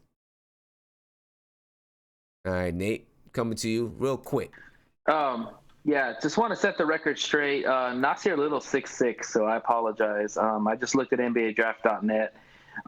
Sim, this is a really weak draft with size. I mean, actually, if you want to talk about a 4-man that's got legit size, it's Jackson Hayes from Texas. He's like 6'11", and Brandon Clark's only 6'8". So, okay, a lot of really small guys at the power forwards. Yeah. So yeah. Just want to set the record straight on that. I'm gonna play this. I want you guys to listen to this, and I think I have it fixed so that you guys can hear this in the chat. All right. So take a listen to this. So I see Mark talking, guys talking. Just take a listen to this. Hopefully you guys can hear it. All right. I'm pretty sure that you can though. Nate, just do me a favor. If you can hear this, if you guys can hear this, just give me a thumbs up. All right. Yeah, I do not believe this. Bill Simmons it's done. Nothing against Bill. I do not believe that. Am I out of my gourd? From everything I've heard, it's done. He's leaving. Yes, he's leaving. What? So here's the consideration. If we're going to make this comparison to what you've experienced, when you left and you came here, did you feel embraced there? Did you feel valued? I did. I was more worn out by just the systematic, the giganticness of the company. I wanted to have a little more, be more nimble, more sailboat than aircraft carrier. Okay. So I had no problems with that management. I just wanted to be free and fast and nimble and do my own thing. Does he not like Steve Kerr? No, it's not. It's not a matter of not liking or appreciating what he has, but being there, I can tell you that Kevin Durant has never been fully embraced by the Warriors faithful. The fans? Yes. And has never, I think, from even a national perspective, has been given the just due that you would expect for a guy who has been the NBA Finals MVP of their last 2 championships. Because they love Steph so much. It's still Steph's team. It's still Steph, Clay, Draymond. KD, thanks for coming along and helping us win these last 2. All right. So that right there, tell me what you think about that, what you just heard. All right. Does KD feel... Just tell me what you think about what you just heard, Isaiah. What do you think? Hey, hey, what's up, son? You know, I just want to say one thing, man. And it has to do with, you know, some of the egos of these NBA players is just, I mean, if that's how he really feels, it's kind of ridiculous a little bit to me. I like Kevin Durant, but sometimes the ego just. It just gets ridiculous with some of these players, but you know, I mean, if he wants to feel embraced, then there's literally no place to be than New York. I really wish that the media would stop talking about it, because if it is happening, then I just want it to happen, like, you know, naturally. I'm tired of the media just saying it's done. Oh, he's going. He's going to come here. It's 100% sure. Stop that, man, because you know you're just setting this up for disappointment if he joins Brooklyn. Well, I mean, listen, that's they're going to do it. It's almost that time of the year.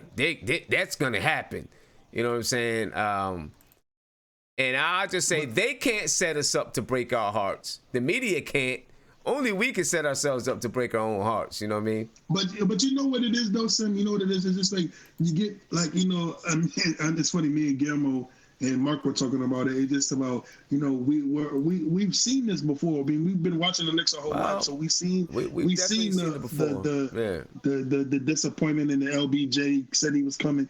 You know, I'm okay if it doesn't happen, because I'm still in the sense of, like, I'm not bracing myself to say it's going to happen, but, you know, I have myself ready if it doesn't happen. But, you know, it's just a lot of some of these young fans are just getting excited, thinking like it's a guaranteed thing, and it may really not happen. Well, and I want people to know that it would still be okay if we didn't get these guys. But, you know, it'd be great to get these guys. But again, the video is nice. We're kind of off that question a little bit, though. Kind of off that question a little bit. It was really just more about, is he feeling unhappy, or does he not feel wanted in Golden State? Here, let me get back to you. I just seen something in the video chat, and I want to. King Ant G said, "Me and I mean son need our credit." I'm trying to figure out what credit he's talking about. And then Bob Chan said, "Sim, would you trade DSJ and draft Cassius Winston if the Knicks fall to the 5th pick?" I'm not sure. That's a good question. I don't know. Beyond that first pick and the second pick, I think with the second pick, I'm taking Ja. That's me. Right? The second pick, I'm taking Ja. Beyond those 2 picks, I don't know what I'm doing. Be honest with you. I don't know what I'm doing beyond those 2 picks. Nate? Coming to you, Nate. Coming to you. Kind of what Rick Bucher said, because Rick Bucher made a good point where he said that he doesn't feel like Durant's been fully embraced by the Warriors. I would agree, because that is Steph's team. It'll always be Steph's team. It's not going to be Kevin Durant's team, even though Kevin Durant was one of the sole reasons why they won that last championship, because he just paid on another level. But I would even go back to say, as far as OKC, Kevin Durant at times was seen as the enemy, and Russell Westbrook was seen as the favorite in OKC. So if he comes to New York, this guy is going to be the best player on this team, hands down. Okay. The only player I could see that could challenge Kevin Durant for supremacy in New York is if we got Zion. Yeah. But I think Zion would take a back seat to Kevin Durant, knowing where Durant is in his career and how Zion is just starting.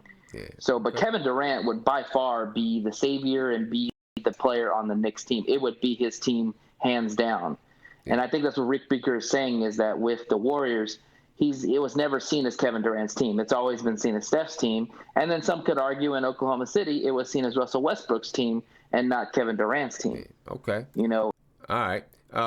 Mark, let me ask you this, Mark. I'm live? All right. Yeah, you're live. Come and Sam, hold on. Yeah. So if Kevin Durant in Golden State, if he doesn't feel accepted there, maybe he didn't fully feel accepted at OKC. It's two teams now where he hasn't felt embraced, right? Okay. Is it Kevin Durant or is it the teams? And does that worry you? All right. Because with the Oklahoma City thing, it's complicated because they go both ways. The fans he was a part of the fans, but the upstairs, they went more with Russell Westbrook than him. Okay. Because I think personality-wise, when you watch Russell and you watch Kevin Durant, most organizations are gonna go with a guy with a fervor like that, and that shows that type of attitude. Kevin Durant never showed the type of aggression that Russell showed. And people are more attractive to players more like Russell Westbrook. All right. And you know what hurt them the most? They never signed James Harden. That's when they went all down. Kevin Durant wanted James Harden to sign, and they didn't sign him. So Kevin Durant took that as that y'all don't want to win. So when he signed and they traded thing, he had to play throughout his whole season. And then from that, it just rotten because Russell became ball dominant. He didn't know how to play with Durant the way he should be played. And they didn't have the offense that Kevin Durant wanted to play. He was tired of getting double every possession. Right. He was tired of it. I mean, I'm just asking the question, is KD... If he comes to the Knicks, it's a different type of level of love Kevin Durant probably never seen in his career ever. Okay. That's the only reason why I trust it, because he's going to get it. We're going to be behind him. He's going to get it. He's going to get that love. He's going to get that love. Tim, I told y'all, once he arrives here, this LeBron ESPN thing, it shifts. Okay. It shifts. All right. And Mark, all we can see right now is your big white eyeball. Oh, my bad. Poking out the camera. It shifts. See, my only thing, we're going to get back and listen to the rest of this. My only thing is this, and this is why I asked this question. I have a grandmother, right? Go ahead. No matter where she goes, she's lived with each one of her daughters, right? I have my mother has like 7 sisters and 1 brother, right? And she has a twin. She's gone around and lived with everyone, looking for a place to be happy. She never, every time she goes with somewhere, for some reason, she found a reason not to be happy. And then she moved to someplace else. Go stay with another one of her daughters. Go stay with another one of her daughters. She found some people are just not satisfied. They're looking for that satisfaction someplace, not knowing that satisfaction is inside here. And they haven't found it inside yet. That's where I'm getting at with them. That's what I won't say he's unhappy with Golden State. It's more about when he went there, right, and did what he did. He's trying to you see what, like I said, with LeBron, right? He became more loved when he went back home. In Miami, he still wasn't accepted because that was D-Wade town. No matter what LeBron James did for Miami, it's D-Wade town. And that's the same thing with Curry. You get what I'm saying? Okay, and so he's looking for his town. He's looking for his town. Okay, so let me ask you this. His town right now. Okay, so let me ask you this. Let me ask you this real quick. If Kyrie comes, who the fans gonna love more? Kyrie is hometown. They're gonna love both of them. They're gonna both share. They're gonna, like I told you, it's a buffer zone that's about to happen with those two. All right. It's gonna be they're gonna be a buffer between those two. But we're gonna love Kevin Durant more because we're gonna look at him more. He's the main talking point. He's the one that's been controlling the league for the last 4 years. As much as LeBron James may talk, it's Kevin Durant had the cards. He had the cards right now. Okay. All right. Let's finish listening to this. Let's finish listening to Rick Bucher and Colin Cowherd, and then I'm gonna come to Guillermo and Viv. All right. Finish listening to these guys. He's never gotten the just desserts, and so now that he's done that, it's a matter of where can I go, and I can show I can get this done. Like, I can be the centerpiece. Where am I going to be unbelievably appreciated? Well, I can tell you one place. The New York Knicks fans, Madison Square Garden, if he so much as gets them into the conference finals for what they have not done over the last multiple decades, he will be beloved there like he never has been at Golden State, winning 2 championships. Lord. It sounds needy to me. You can call it needy, or you can say, I want to experience something else. I mean, I could flip it and I could say the needy is, I need to be part of the Warriors. I need to be part of this thing. Or I'm going to step out there all on my own, and I'm going to make it happen in New York. And look, I tend to agree with you. Like, that's a dicey situation, not because of who's running it now. I believe in Scott Perry and Steve Mills. I just never know when Jim Dolan might wake up one morning and say, I got this. Because I've seen him do it, where multiple times he puts everybody aside and says, what do we need to do to get Kevin Durant? We need to do what? And then he'll just destroy the rest of the franchise to get that one star. That's what concerns me about that. But I sort of admire the idea that Kevin Durant is willing to leave the Golden State Warriors, which is everything that you said they are, is willing to leave that and walk into New York and say, I'm going to try to be the king. All right. What you guys think about that? Viv, I'm coming to you. What you think? Yeah, look, honestly, Mark, honestly, Sam, I'm at a point where, I kind of just had enough of all this, all this talk. Mm-hmm. I've just come to a point. I'm expecting absolutely nothing. And because the moment you start getting gassed up about, okay, this guy's coming, it's definitely a done deal. And the moment July 1st hits, and then you realize, oh, he's not coming anymore, then you pretty much gassed yourself up. And, now you're like dead because, it didn't go out as planned. So all this talk, I feel like I've heard it all the time now. So I feel like I've just had enough of all this, conversation that, we're gassing ourselves up, for these two, Durant and et cetera. So, I've had enough of me. I don't know what to tell you. All right. Guillermo? Yeah, I'm 1,000% with Vivek, man. People in the chat room, and guys, they get on me because they try to say, "Oh, I'm being pessimistic." It's like, no, I'm not being pessimistic. But unless you see the name on the dotted line, I don't care what Rick Bucher says. I don't care any of these clowns say. Sim, do you remember when the LeBron James sweepstakes was going around? Yep. And every reporter said they had the exact location as to where LeBron James was supposed to go. And everybody got it wrong until the very end when Chris Broussard finally revealed that he was going to the Heat. And everybody's like, oh, yeah, I knew all along. But they picked every team out the wazoo. They're scared of us depending on these free agents coming here. We don't have any guarantees. No one's signed anywhere. Kevin Durant can easily say, yo, I want to go to Brooklyn. Me and Kyrie, we going to Brooklyn. And screw us over because James Dolan, let's be honest, he's one of the impediments as to why guys don't want to come to the Knicks. So I don't care what Rick Bucher says. I don't care what that agent says. I don't care what whoever says. I've seen it from baseball, basketball, football. Guys say they come to some place and they never come. So that's why I was more focused on trying to build this team, coach up the talent you have, and see where the chips fall. You get whatever you can in the draft, and you build from there. Look what the Clippers are doing. Clippers are supposed to only get 33 wins, and they're in the playoffs right now. They look like a real threat. So, to me, man, I just call that something like, yeah, that's hogwash. I'm tired of hearing it. When they come, and I'll be happy. But all this stuff now, these reports and stuff, it's trash. It's useless to us, man. Okay. All right. And like Rebuka says, Dolan can mess it up, Sim. People do not want to play for Knicks because of James.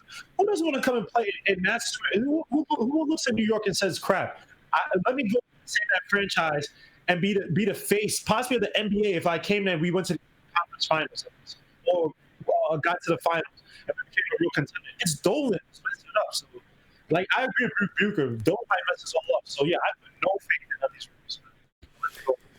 Now, hopefully Dolan sticks to his word and stays out of it. Hopefully, we'll see. He said the same thing. He said it's the same thing to Donnie Wall, sir. Yeah. And look what happened when Carmelo got free or was available. This time though, the only thing about this one is a little bit different because you don't have to trade for KD. I mean, KD is going to be a free agent this summer. There is no lockout looming. None of that. It's straight up, and you know how much you're gonna give him, right? You know you're giving him the max, and there's nothing you can do above that. I don't know how much he can really step in when it comes to KD because he can't. There's nothing he can do about it. You're gonna give him the max anyway. It's whether or not KD wants to come. Sim. Also, KD is emotional. Do you remember back in the day that Matthew was supposed to get Tim Duncan? And you know who messed that up? I mean, it was the coach Doc Rivers because he didn't want to give Tim Duncan's family access on the plane. Right. I don't know what what might set him off. I'm just scared Dolan might say the wrong thing, or KD might say, "Yo, man, I gotta have my social media time, 5 minutes before the game." Dolan might be like, "Nah, we're not into that," and the whole thing mess up. I don't know. I'm just on tiptoes about this whole thing. Yeah, I mean, I get that. I'm gonna tell you this though. I'm gonna tell you this. One thing that Dolan is about too is his money. And the Knicks are definitely a publicly traded company. Well, MSG is a publicly traded company, and he knows that KD coming to New York is going to take the Knicks. I think the Knicks right now, MSG, the Knicks stock is, I could tell you right now what it's worth. Right, the Knicks stock right now, is worth $298 per share. $298.70 per share. That's what the Knicks stock is worth right now. Right? And let me tell you something. In 2010, when the stock first went public, the Knicks were at $18 a share. Right? It's up to $298.70. Imagine what's going to happen if KD comes. Imagine what that's going to do. Listen, ladies and gentlemen, please go buy some MSG stock.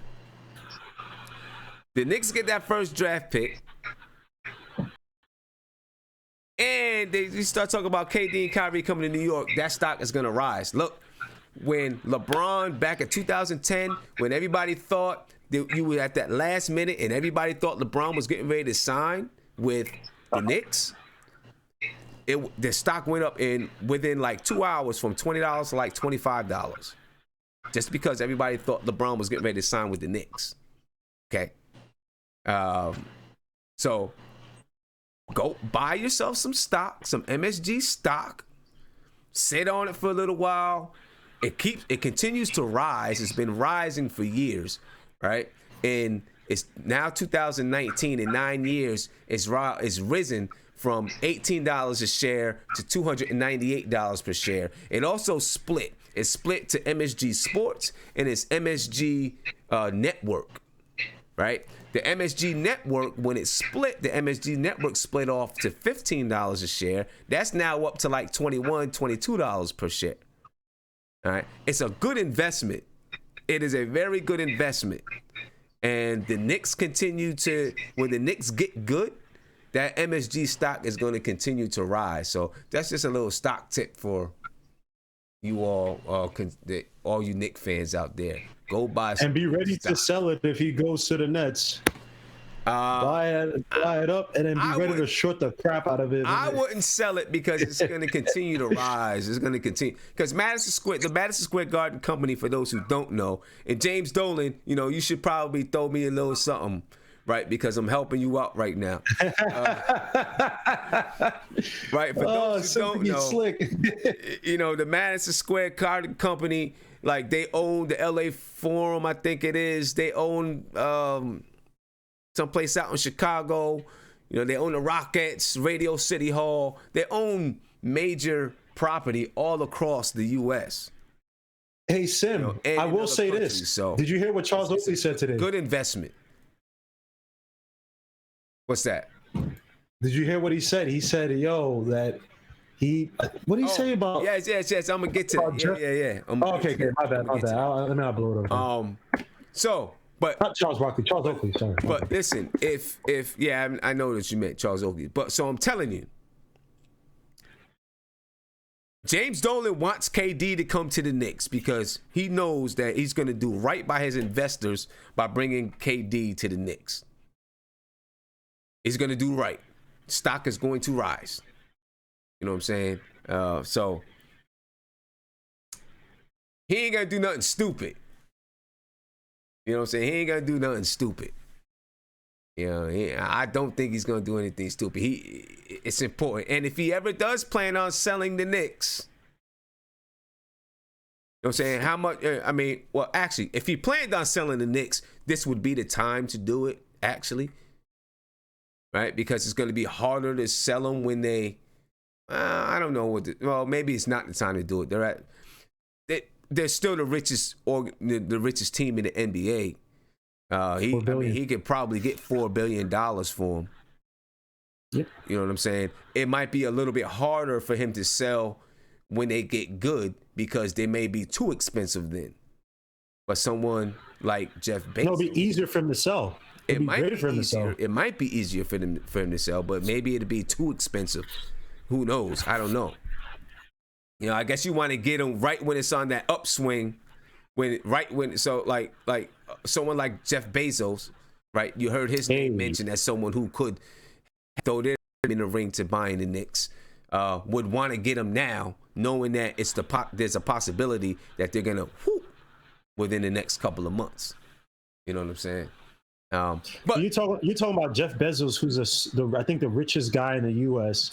The Amazon deal failed in New York, so he has a lot of money still stored up. Yeah, he might just say, "Hey, just give me the damn team," and that might be his way to try to expand New York. It sounds crazy, but we'll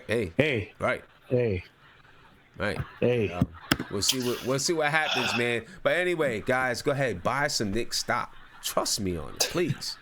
Trust me. If you don't, listen, I can show it to you and where they were at one point and where they are now. You know what I'm saying? And I bought stock back when it was.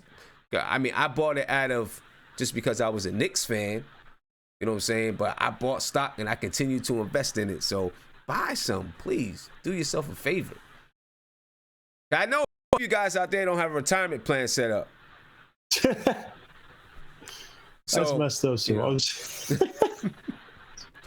yo, Sim got jokes, man. So Charles Oakley. I seen what he said. He said the Knicks probably going to end up with Kemba Walker and Jimmy Butler, right? Isn't that what he said? No, he said that Jeff Bezos wants to buy the Knicks.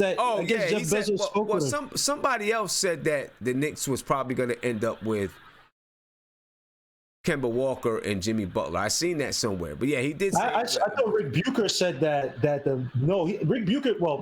Bucher said the Lakers are going to end up with B-level free agents in Kemba Walker and Jimmy Butler. That's what he said today on Fox Sports, whatever that show he went on. But I heard Charles Oakley. I guess Charles Oakley's up there with Jordan and Bezos, and says Bezos wants to buy the team, man. That brought a tear to my eyes, Sam. This is gonna be big things, man. This is gonna be big things, man.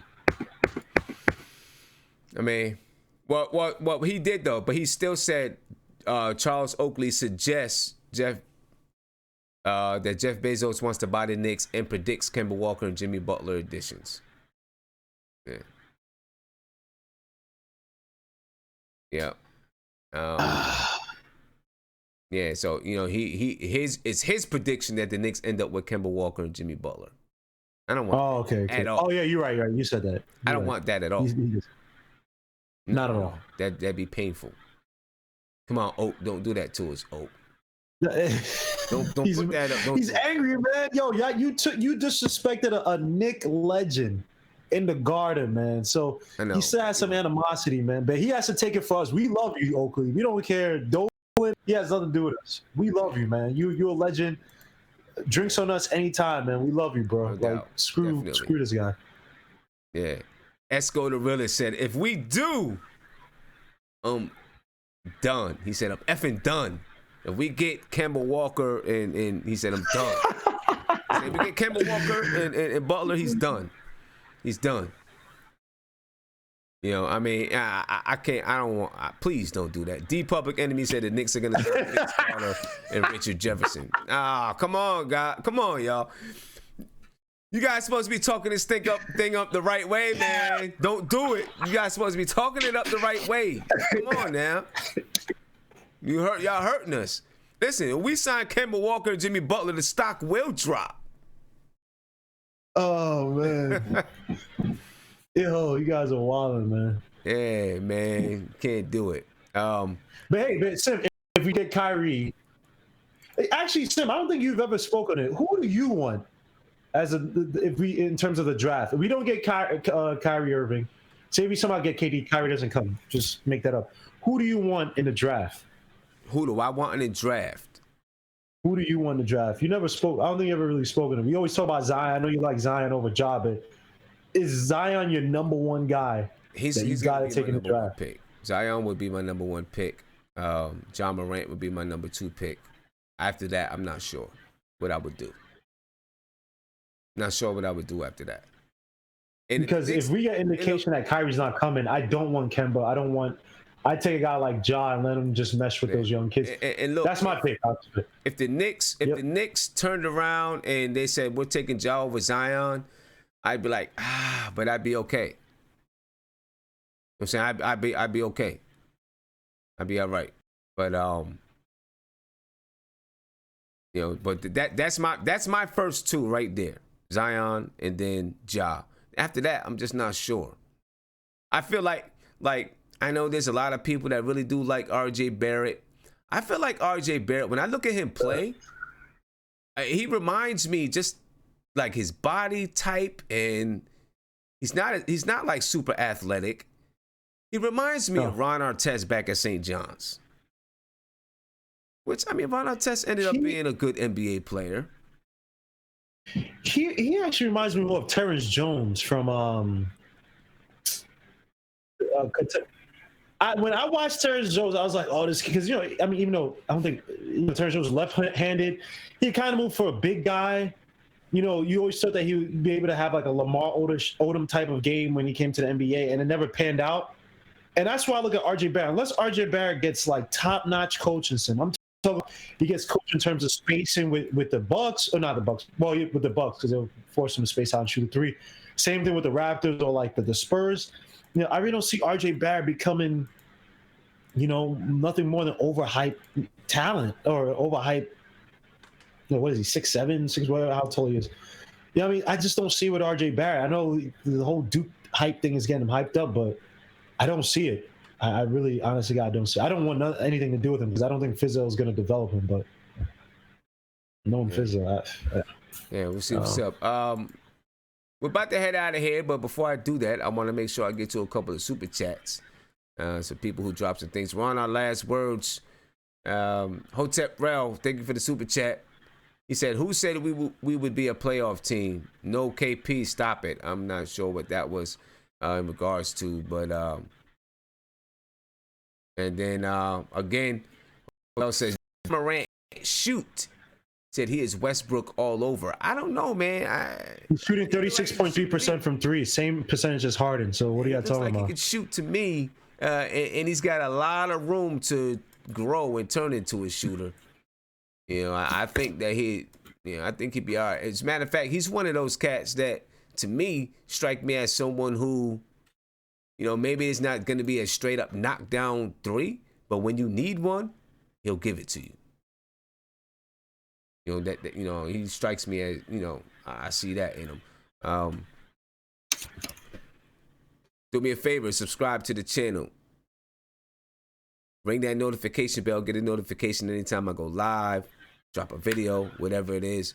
Give me a thumbs up, share it, Facebook, Twitter, Instagram, share it out. And I have a hip-hop channel that's going to be starting up next. We're going live with it next week. I want you guys to be on it. I'm putting the link in the chat right now. So go ahead and subscribe so you can get that notification as soon as I go live. It's going to be fun. We got a lot of topics that we want to discuss in there. So please make sure you join it. I just put the link in the chat. It's called The Front Stoop. You know, and you know, we're trying to get people joined and built up, so that way when we go live, we got some people so we can talk and, you know, do that kind of stuff. So go ahead and join. You know what I'm saying?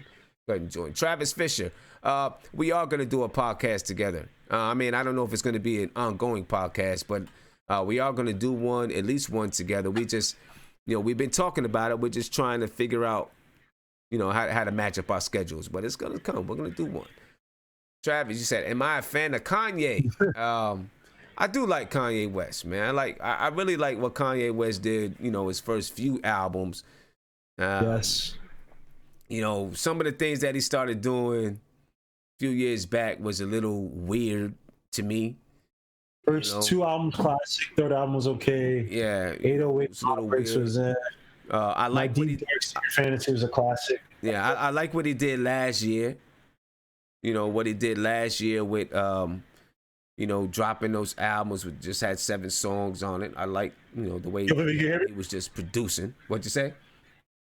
Oh, sorry, sir. My bad, sir. Yeah. You know, he was producing. You know, he dropped some nice production last year. Give him that. Kanye dropped some nice production last year. So, you know, he's a little crazy. It's a little crazy, but, you know, sometimes you got to be crazy to be a genius, I guess. Sometimes you got to be crazy to be a genius. Anyway, man, we about to head up out of here tonight. Oh, but before we do head up out of here, I want to make sure you guys, you know, pay attention to this and listen. On the 5th, which is Friday, 12:43, so it's Thursday. So this Friday, April 5th, when the Knicks play the Rockets, you could join Omni Knicks Fan in their first annual clothing drive, and it's a clothing drive and it's a Knicks viewing party. All right. Make sure that you and I'm gonna bring this flyer up in a second. Make sure that you get a chance to check it out. And you also get a chance to win a Kevin Knox rookie card. And as soon as, here we go. I'm about to bring it over here in a minute so that you guys can see exactly what I'm talking about. All right. It is when the Knicks play the Rocket. It's the first annual Omni Knicks Fan clothing drive. Here we go. Let me bring it up here. It's the first annual Omni Knicks Fan spring clothing drive. It's during the Knicks vs. Rockets game. This Friday from 8 p.m. to 10:30 p.m. It's at Ray's, New York, 416 3rd Avenue and 30th Street. Again, 416 3rd Avenue and 30th Street. Go ahead and check it out, ladies and gentlemen. All right, bring your old jerseys, anything that you have. It doesn't have to bring old jerseys and stuff like that. Anything that you have, bring it. Drop it off with them. They're gonna donate all of the proceeds to the Covenant House. Well, all of the you know, any clothing that you drop off or you leave there, they're gonna donate it to the Covenant House, and then a portion of the proceeds from drinks and things that evening is gonna be donated to the Covenant House. Okay, so please, you know, support Army Knicks fan in helping to raise funds for and bringing clothes to some people who are in need. All right. If you want more information, you can contact Omni Knicks Fan. You can go on their Instagram, instagram.com/Omni Knicks Fan. And you can get that information. So please make sure you go out there and support. All right. I am, you know, one of the partners, and, you know, I've donated some things. I donated the Kevin Knox rookie card. So when you go there, you'll be able to enter a raffle or however they decide to raise funds with it, and you'll have a chance to win the Kevin Knox rookie card. All right, me and Jeremy Nussbaum. Big shout out to you, Jeremy Nussbaum, for helping to donate that Kevin Knox rookie card. A minted Kevin Knox rookie card. All right, so we're gonna end this for the night, man. We're gonna end it for the night. It is 12:47 a.m. I thank you guys. I thank everybody for being on with us. All right, I know you got to get up and go to work tomorrow. So I'm going to ask for a couple of last words, and we're going to get on up out of here, all right? Let's see who we talking. Isaiah, man. You there? Sleep? What you doing? Give us some last words, man. We about to get up out of here for the night. Oh, yeah, last word. Yo, man, again, I'm real excited for this hip-hop channel. It's going to be epic. It's going to be great. I can't wait to discuss, you know, there's a lot of great albums, man. Like, I remember me, you were talking before the Nipsey thing, man. I was going through some old Tribe Called Quest. I was listening to Midnight Mirage and, you know, listen to that old school album. I think I'm going to start listening to it a little bit more now, you know. Do that. You know, I just can't wait to discuss, man. Everybody, please, if you love hip-hop, man, and you want to talk some healthy hip-hop, man, subscribe to Sim's channel. Sim, drop that link, please.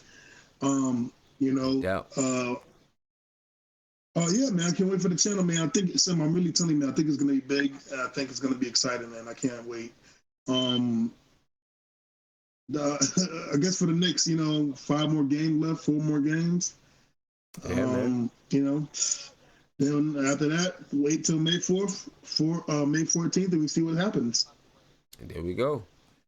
But yeah, man, subscribe to that channel, man. This hip hop channel is gonna be good. I can't wait for these debates, these discussions, and talk about great albums, and, you know, talk about the top 10 lists and who you got as an MC. And yeah, I think that's gonna be. I think that's gonna be the first. I think that's gonna be the first episode. There'll be more spoken about than just, you know, who's in your top 5. But I think that's a good way to start. At least, you know, who's your top 5 MCs of all time. Who's your top 5 groups of all time? I already know who my number one. I know who number one. You know who number one is, Sam. Who's number one? Me personally, if I'm gonna go number one, I might have to go Tribe just for the influence and what they've done. Okay. The influence that they have right now is, you see Tribe all over the place. I go Tribe. Q-Tip is one of the most. Okay. Q-Tip is one of the most. Okay. I was about to say one of the biggest geniuses out there. And Phife Dawg. Phife Dawg is so underratedly not appreciated in the hip hop community. It's crazy. Okay, I was about to say Tribe. The only other group that I could even accept is Wu. As you gotta go. It's the only other group that I can even accept. You know what I'm saying? As far as groups, people don't talk about that much. Who are the best groups ever?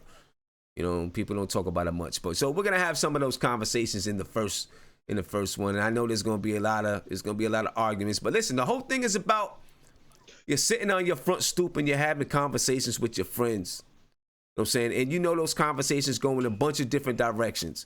So we'll have some topics, but when those topics start to go into different directions, that's what you do when you're sitting on the front stoop with your peoples, right? You just talk and you have a good time and you enjoy it. So you know, that's what it's about. And then we're gonna be, you know, the channel's gonna grow and do some other things. We'll probably have a couple of rap battles. That's a plan. Hopefully we can have that. I'm battling you, It's gonna be tough. I don't rap. You ain't battle me because I don't rap. I don't rap. But all right, man. What's the next game? Man. I don't even know when the next game is. Friday night. Okay, I see you there, Sam. Be good for the rest of the week. All right, peace. All right, Mark, I'm coming to you, bro. I didn't think he was gonna be that good. What's going on, Mark? All right, time to end the show. Yeah, man. Last words. We winding it down. All right, my last words is, man, try to get these 4 wins, man. Cause I don't want that on Fizz record. And, just brace ourselves, y'all. We gotta brace ourselves, man. That's how I'm gonna finish every night. Brace yourselves. It's gonna be a hot summer. Yeah. Hopefully. Hot summer. Hopefully it'll be a hot summer. Hopefully. Cause let me tell you, my birthday is in May. When May 14th come and we get what we get, that's the pregame. When free agency July 1st and it happens, I'm partying out through the summer. Okay. Non-stop. All right.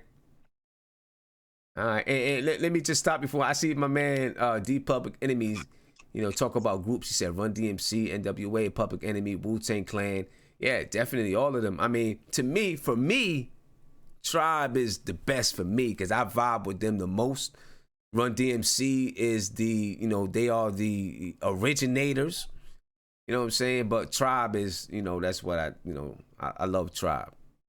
And part of it is for selfish reasons. The first tape that I ever bought with my own money, I had tapes that I dubbed from other people.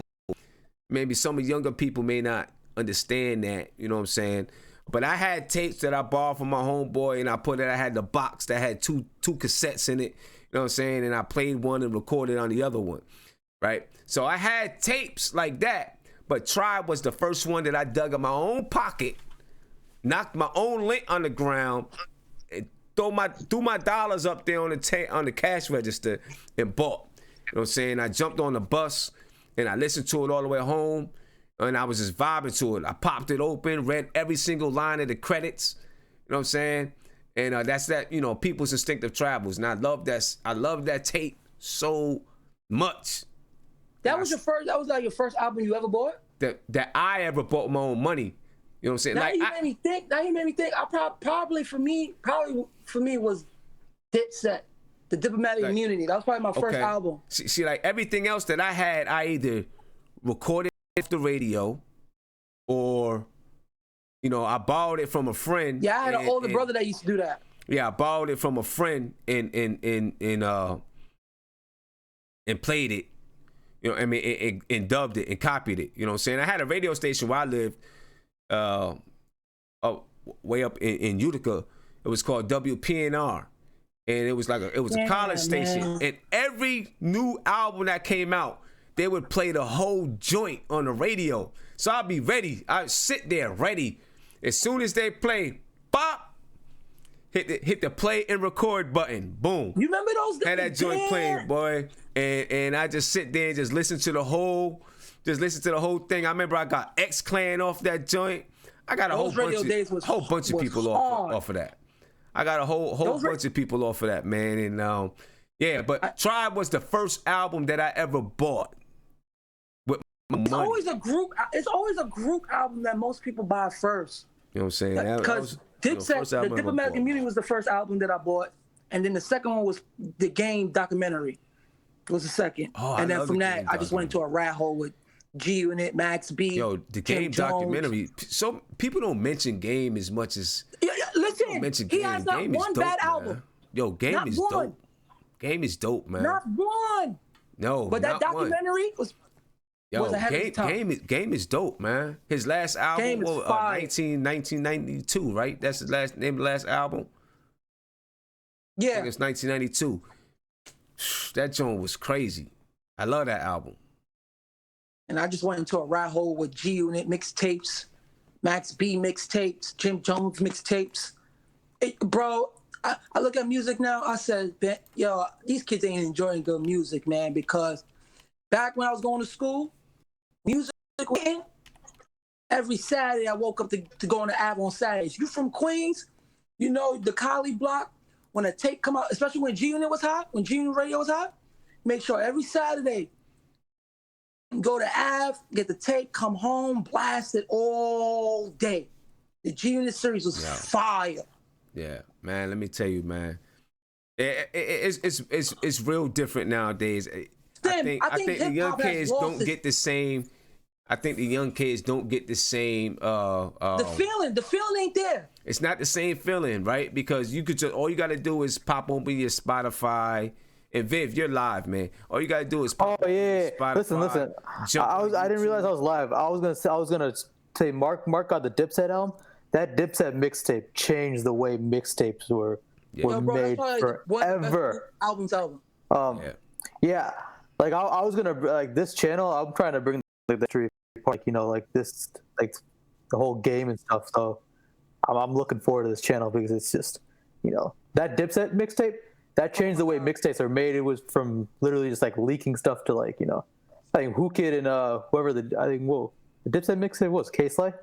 K-Slay. K-Slay hosted that mixtape, right? Yeah. That paved the way for the 50 mixtapes, where he had like 3 or 4 mixtapes leading up to Get Rich or Die Trying. Yeah, but man, those changed the way for mixtapes forever. 50 was out for a while though. 50 was out for a minute. It just didn't. Yeah, 50 was out for a while, but when he started buzzing, he had a little buzz. He had a little buzz when he dropped the How to Rob joint. Yeah, right? And then he got shot. Buzz, but when he dropped the Who You Got Shot mixtape? When he dropped that, that's when he took off. Yeah. That's when. Well, that was after he got shot. This was like that's when he took off. Yeah, man. But look, we gotta save it, man. We can't give it all. We can't give it all away. We gotta talk about it. I could talk about this all day, every day. So it's like me too. I was raised on hip hop because I had an older brother. He was a Bone Thugs fan. But also Sim, down Europe. Sorry, the Clips. Yeah, the Clips is the rock. Lord willing, the Clips, man, and hell hath no fury. Yo, the Clips is the rock, man. I know. Hold on. Did you have the Pharrell in Your Mind album? I listened to I had that. That was another great album at the time when it dropped for us teenagers. The Clips albums and the mixtapes that came in between both those albums. I think what was the re-up? Boy, Banks had good albums too, and fire mixtapes like that. Yeah, but Banks. What happened to Banks? The thing about this channel is we're gonna bring a nice mix of like old school, old heads, DJ middle. Oh my God. But anyway, I'm about to head out, fellas, man. I'm about to get out of here. Make sure you guys, I'm putting the link in here again. Make sure you go ahead and subscribe to the channel. There's no graphics, no nothing up yet, but it will be soon. And we're gonna go ahead and we're gonna have a lot of good conversations. We're gonna talk about hip hop. We're gonna talk about society. We're gonna talk about everything under the sun. Everything under the sun, man. So I'm looking forward to it. I'm glad I grew up in the 90s, bro. I'm looking forward to it. Same, man. I'll catch you guys Friday night. Thanks for having us, Sim. I appreciate you. Peace. You out of here, ladies and gentlemen. Thank you for joining me tonight.